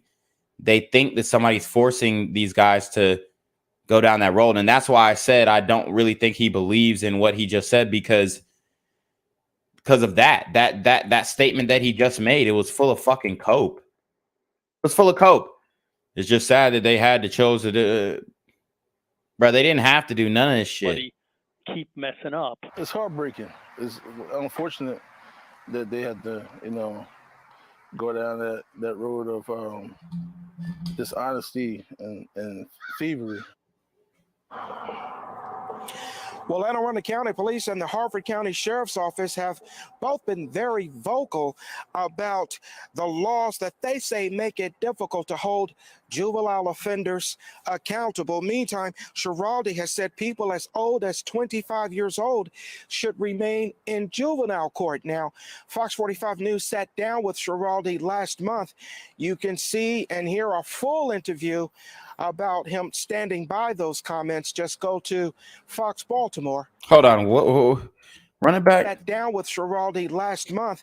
You can see and hear a full interview. 25 years old, accountable. Meantime, Giraldi has said people as old as 25 years old should remain in juvenile court now. Oh my God. No. So now they're trying to push juvenile court up to 25. Damn, guys. And they're going to justify that how? Well, your brain doesn't fully develop until 25. Okay, cool. But I mean, let's keep it a buck. What the fuck else are you missing? I mean, I don't know about y'all, but I mean, I felt pretty damn grown. Shit. I mean, 21. I mean, that's pretty much the last milestone, right? You can buy alcohol. I was good by 21. Like, I mean, yeah, I've learned a lot, but it's not like I've gotten some new form of, you know, ethical or moral insight based off of growing 4 more years than I was when you know what I'm saying? It's just weird, man. Now, Fox 45 News sat down with Giraldi last month. You can see and hear a full interview about him standing by those comments. Just go to foxbaltimore.com. We're live tonight. Keith Daniels, Fox 45 News. Keith, thank you. Well, during the legislative session, hundreds of bills were passed and then signed by Governor Wes Moore, but not one to hold youth offenders accountable. Last week in Prince George's County, when a 15-year-old accused of trying to kill a student on a school bus was arrested, the state's attorney there said laws may need to change. Excuse me. And even I can't talk. I'll pick that up, Mary. Damn, her ass. She just got... the throat ghost just came and took her voice away. She can't even talk about these niggas. God damn, the victims of the super gremlins just snatched her voice away. Lord have mercy. Well, we're gonna move on. We're gonna move on to these unaccountable single mothers. We're gonna move on. I mean, the worst demographic.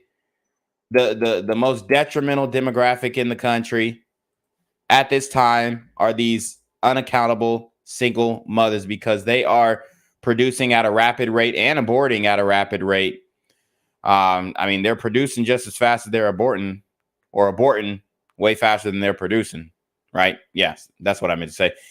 And it's still, and they're still producing bullshit. Like they're literally weeding out it's so crazy because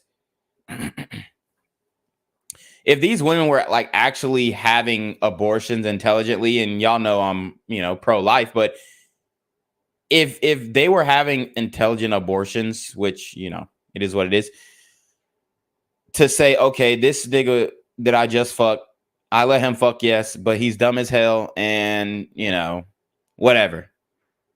He wouldn't make good off. It wouldn't be good to, reproduce with him.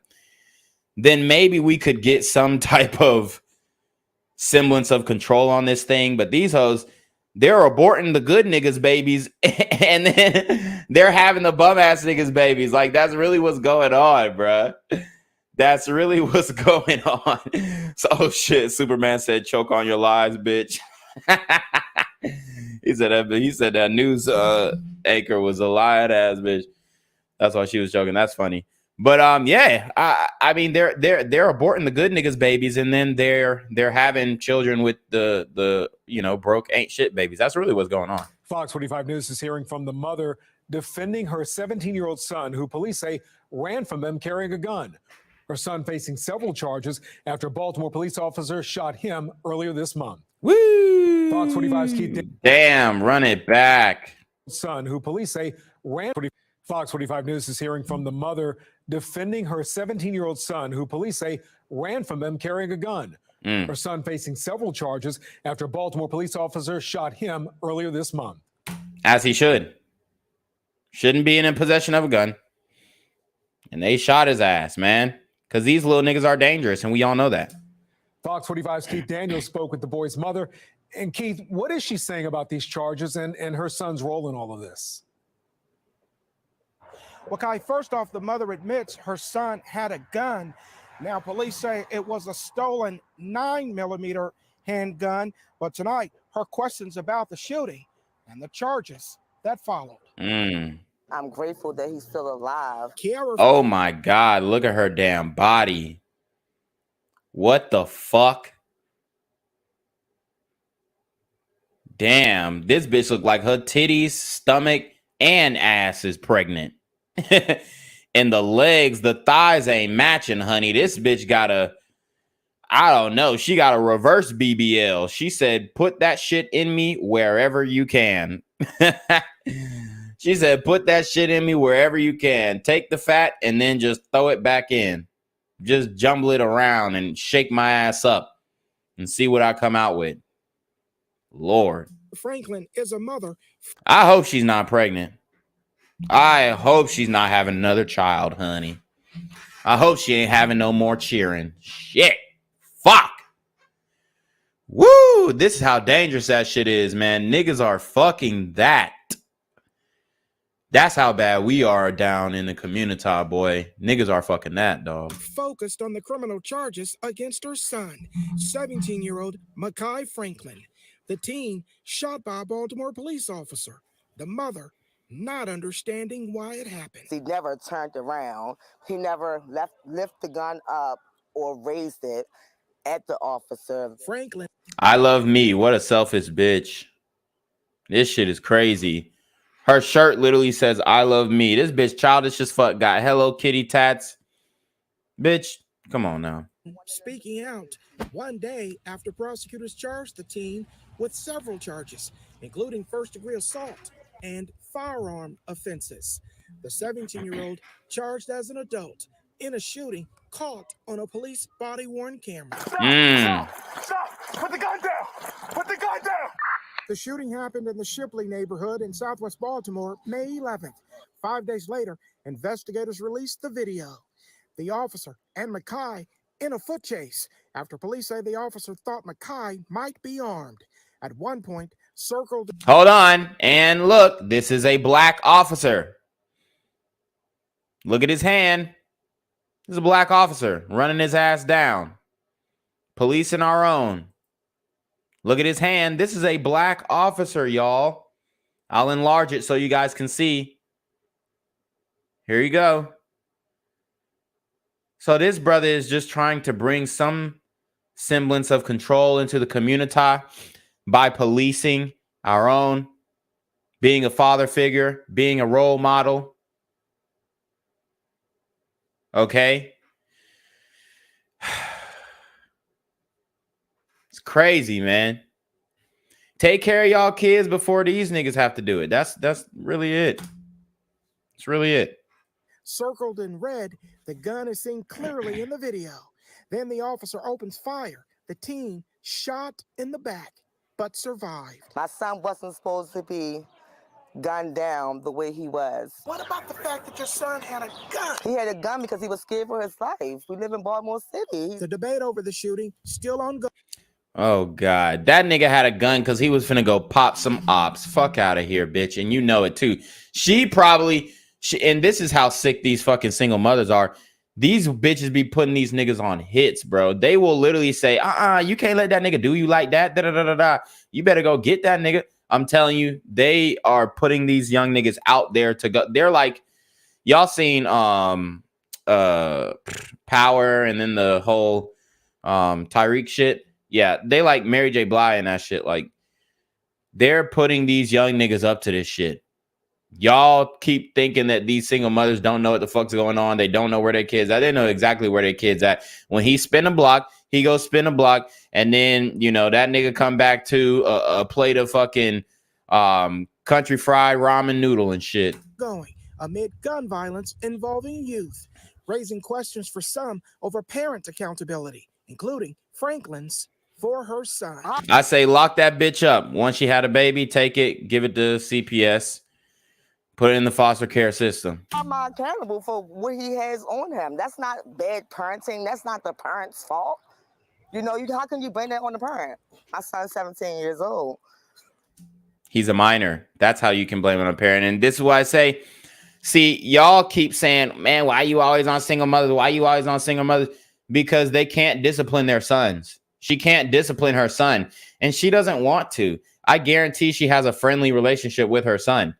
She doesn't want to discipline him. She doesn't want to tell him what to do. He's been the man of the house since he was fucking 6 years old.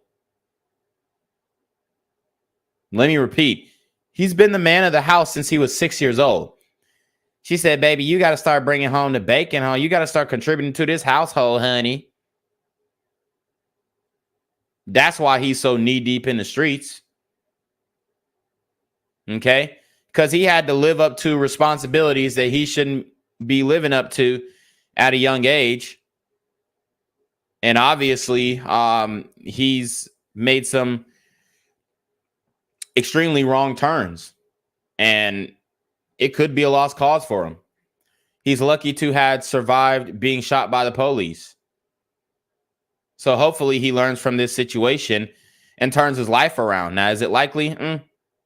Probably not. You know, and it is bad for his street cred to have been shot by a police officer.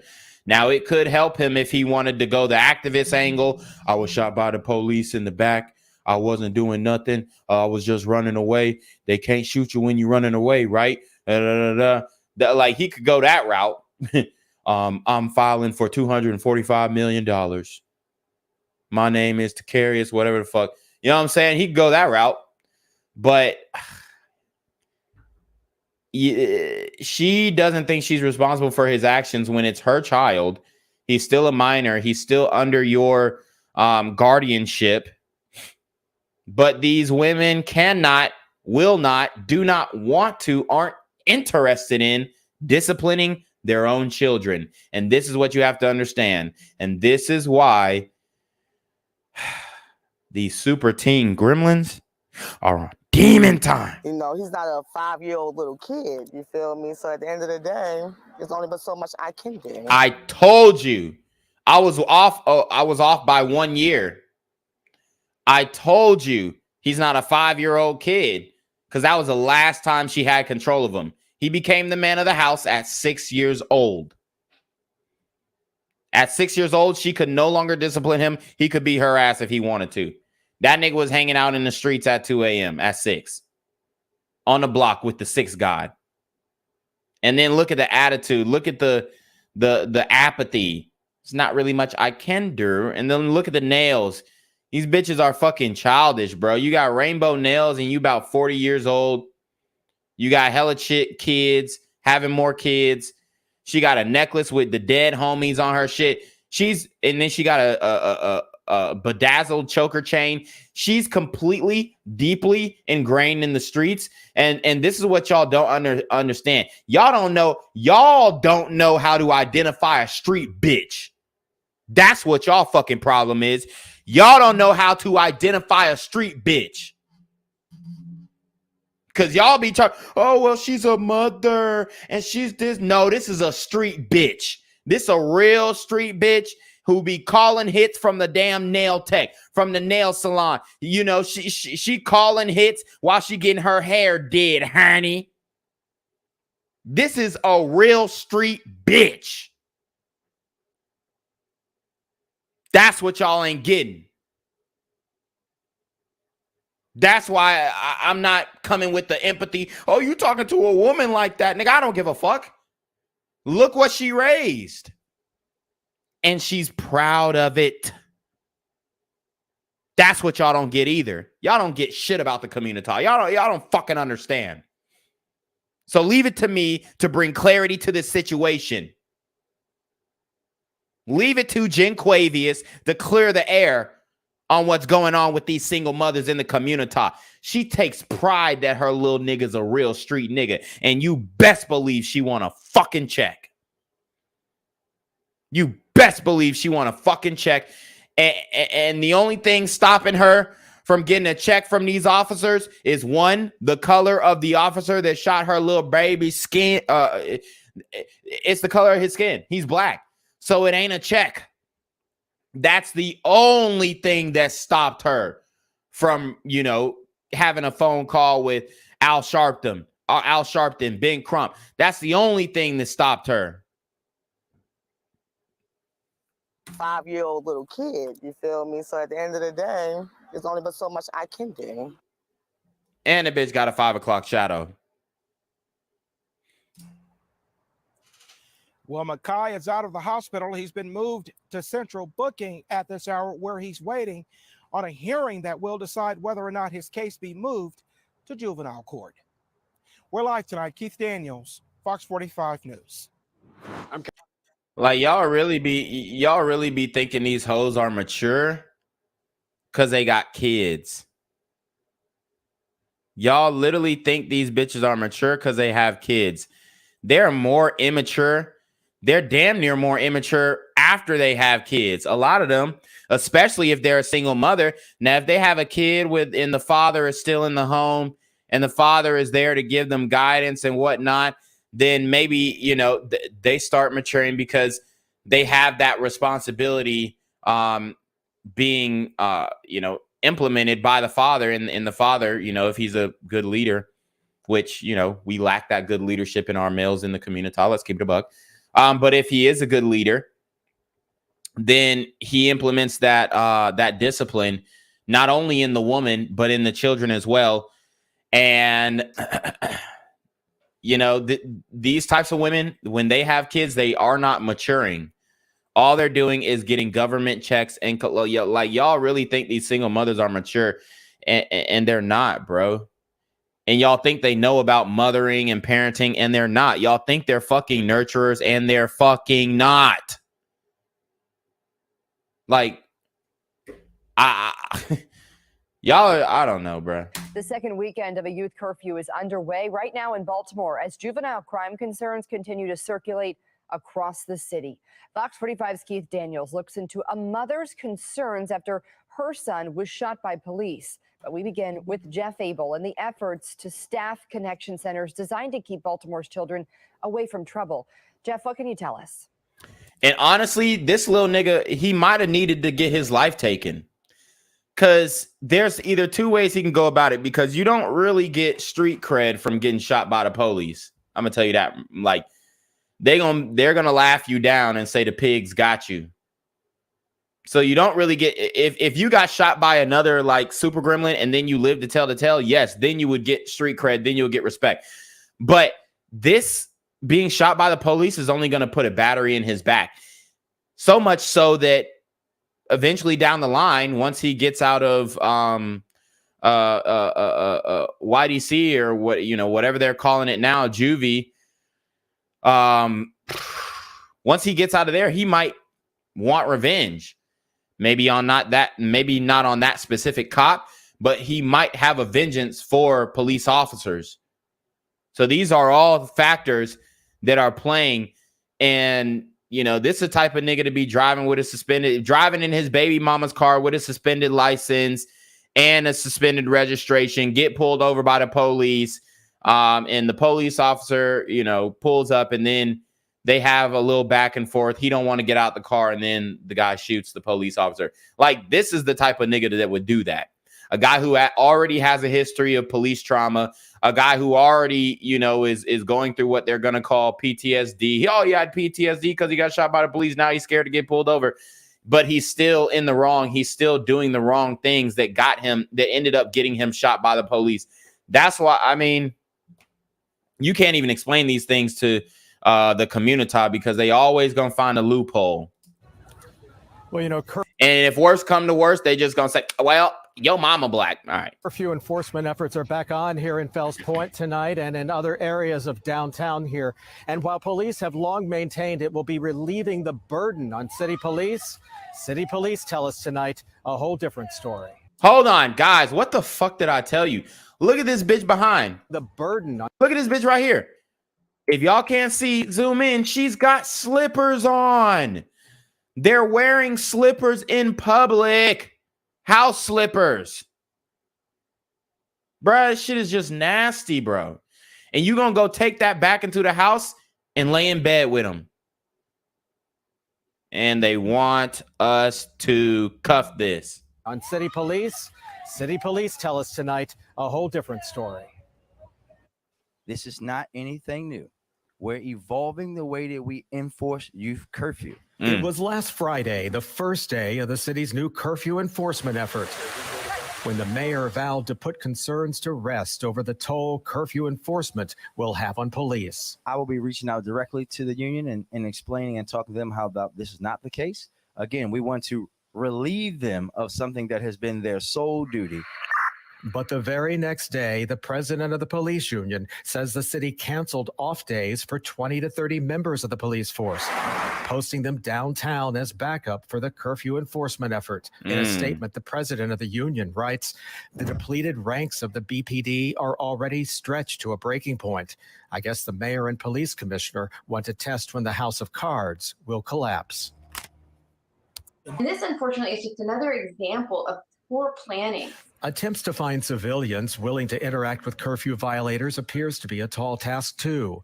In a high-importance alert email issued to city employees on Thursday, City Hall called it a challenge and asked for volunteers to work as late as 2 in the morning, monitoring children who break curfew. In an email... Shout out to a Slow Flow Columbro. He says National Guard is needed. Yes, the National Guard is needed in every major Democratic city in the United States. Oh, say that. To the mayor's office today, we asked if the city was able to locate enough volunteers. If not, how will the city staff those positions? And will there be hands-on training and background checks for those who volunteer to monitor children? So far, no reply. But remember this promise. I will be reaching out directly to the union. That was 1 week ago. I will be reaching out directly to the union and explaining it. So they're trying to hold bruh, you know, they're trying to hold bruh's feet to the fire. And yes, he's been a part of Baltimore's leadership, and he's done a lot of, dancing around the topic of black on black crime. But he is active. I will give him that. He's dealing with an impossible situation. How to get these niggas to act right. It's an impossible situation. He did have a bigger afro. The afro is gradually shrinking.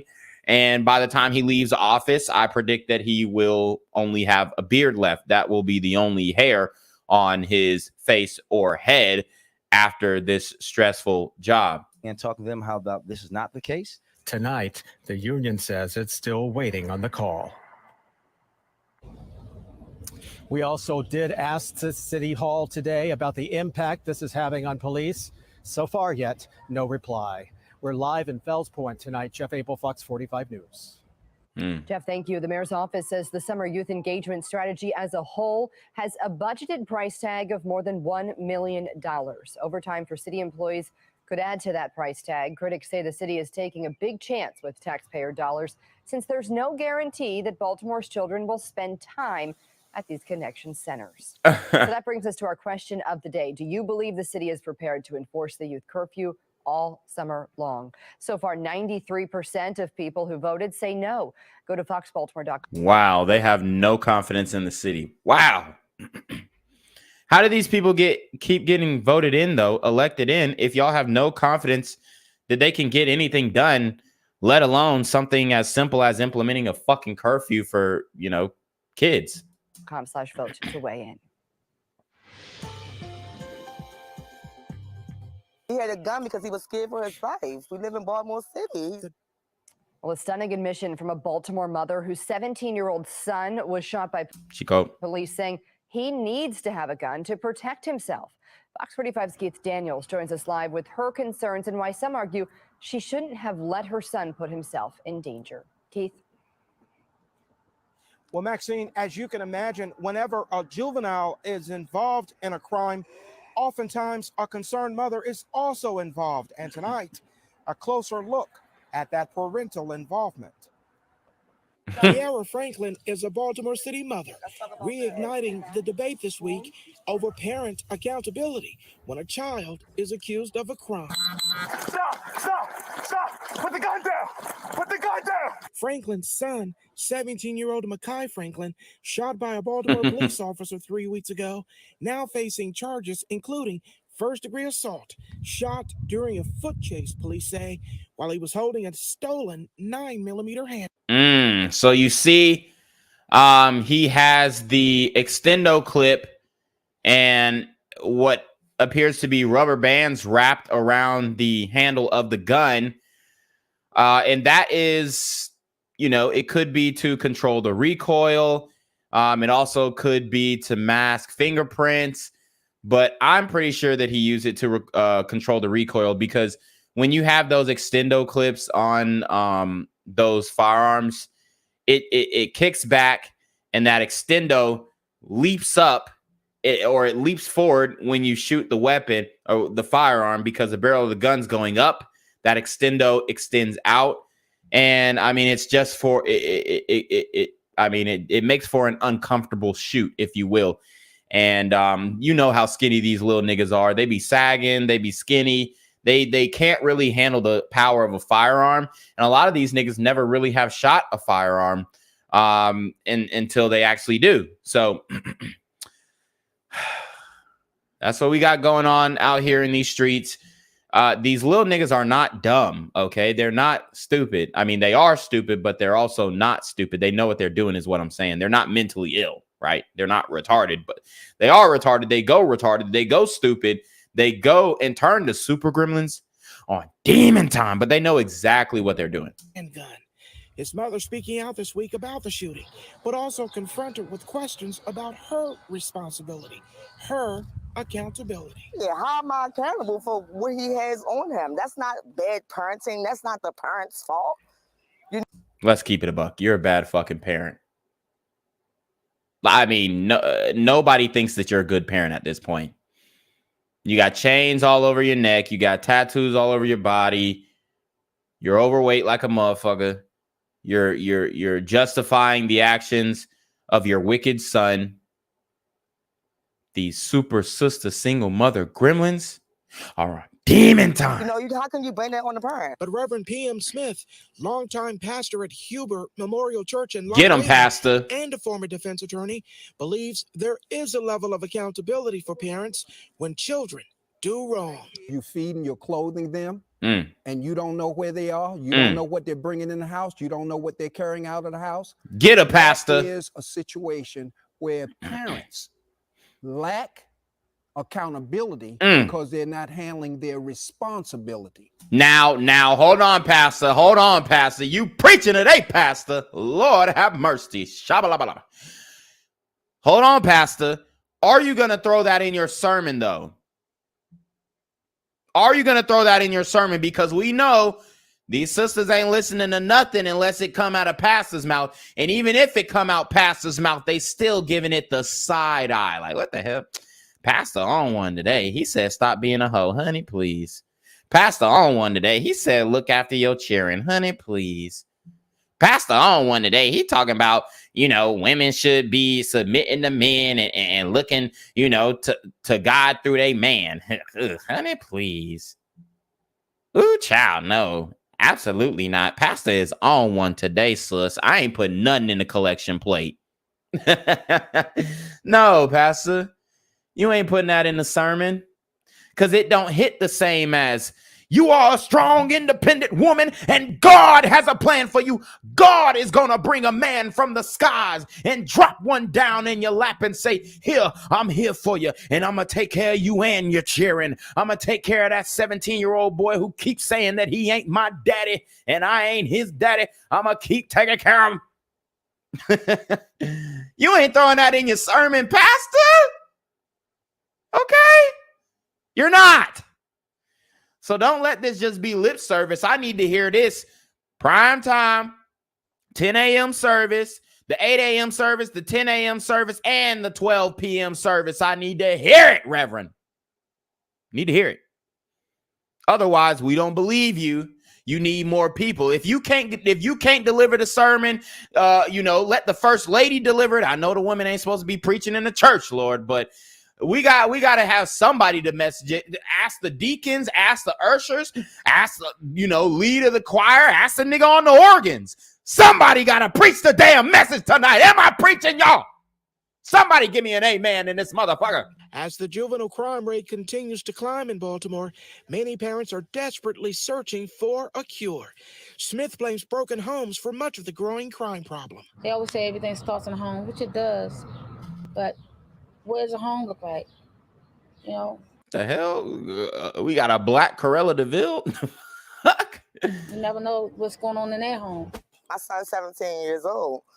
He's not a 5-year-old little kid. You feel me? So at the end of the day, there's only but so much I can do. That may be true. But when you have a young person who is headed in the wrong direction, you ask, you seek, you demand, you get all the help you can.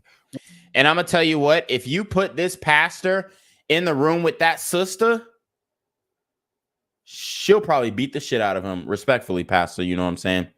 I know you a man of God, so you wouldn't dare lay hands on a woman, but she would not take kindly to what he's saying. She would lay hands and feet on this reverend, because these women, they're so masculine. They can't resolve issues or being fronted with accountability with, their verbal ability or cognitive ability. That woman will beat the shit out of you if you tell her that she's a bad mom. Damn, that was your 17-year-old son on the news? Damn, you're a shitty ass fucking mom. What, honey? What the fuck you say, bitch? Don't never talk about my parenting, honey. Y'all just seen Jocelyn Hernandez and Amber Rose get in a fight over, Amber Rose's racial identity. They got to fighting over Jocelyn saying that Amber Rose wanted to be a white girl so bad. So you can't critique these women.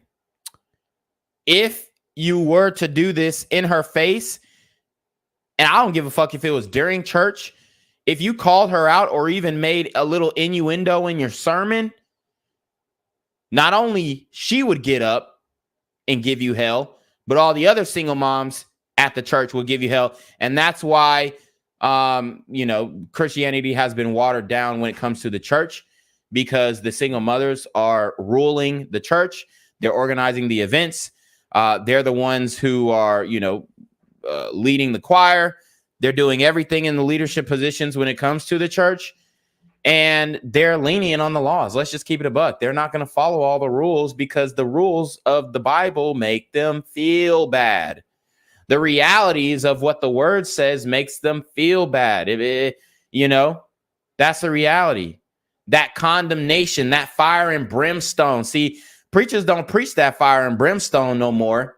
They don't preach that old Southern Baptist fire and brimstone no more. They don't preach the fear doctrine anymore. And maybe we need some of that. Maybe we need some more of that fear doctrine. Okay? Something's got to give. Whether it's an uncle, whether it's a stepfather, whether it's a grandfather, whether it's juvenile services, you get all the help you can. Well, regarding Mekhi Franklin, he's out of the hospital. He's out of the hospital, and he's been moved to central booking. He's waiting there for a hearing that could decide whether or not his case is moved to juvenile court. We're live tonight. Keith Daniels, Fox 45 News. And they already trying to give the little nigga out. Woo, this is wild. It definitely feels like no solutions, guys. Make sure you like the video. Make sure you share the video.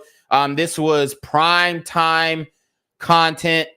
One of my better performances recently. I'm cooking. I'm heating up, guys. I'm only going to get better. I'm only going to get wittier. I'm only going to get quicker with the jokes. And I'm only going to get, more real with the commentary. So if you want that real sauce about what's going on in the community and with these super gremlins on Demon Time, make sure you hit that subscription button. If you're new, hit the subscription button and the notification bell because we are completely shadow banned and demonetized on this channel. YouTube does not want me to get 1 view, let alone 49. So I do appreciate every viewer in this Mickey Ficky here because, you guys are what keep me motivated to do this because I would have been stopped, honestly. Like, at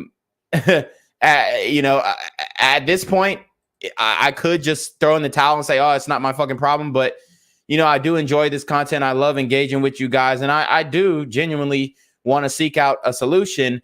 It just appears that what we know is going to work is not going to work with the community, and it's not going to be agreed upon with the community because it will be presented in a way that it is, white supremacy, racism, and systematic oppression, all that stuff. So you already know what it is, man. It's your boy, Jinquavius Jackson, a.k.a. Black Gen Z Mindset, a.k.a. BGZM News 17, and we are going to give it to Jinquavius Jackson to take us away. Guys, I appreciate you. Hey, make sure you leave a comment. Leave 2, 3, 4 comments. Have a long ass discussion in the comment section. I don't care. Leave a comment that helps the algorithm a lot. Okay. So leave a comment, share the video, do what you can to get the message out there because y'all already know shadow ban, demonetized. YouTube allows murderers to continue to have their music streamed on this platform, even when they're talking about people that they murdered in their music, but they can't let a brother try and help fix the community out here or make a profit off of doing so. So you already know what it is, man. I appreciate y'all. Stay safe. Hey, y'all, don't forget these super teen gremlins are demon time.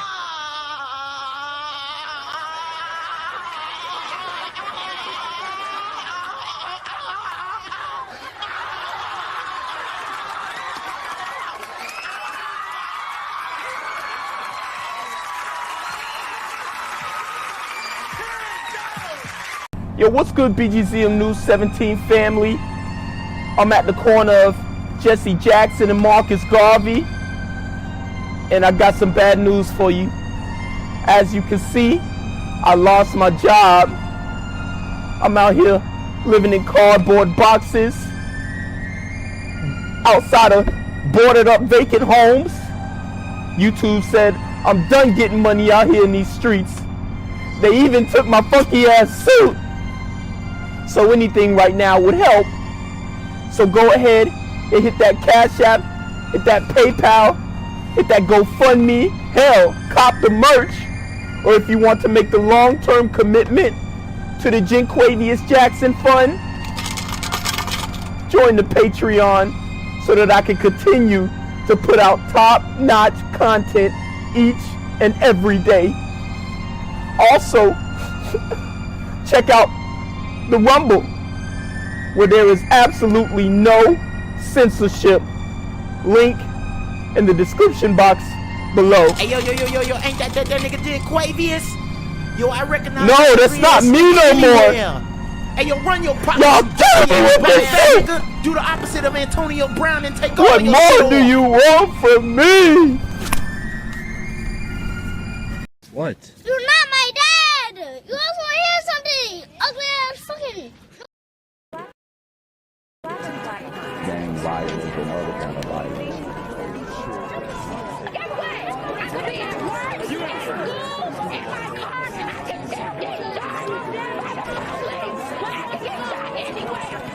So it is what it is.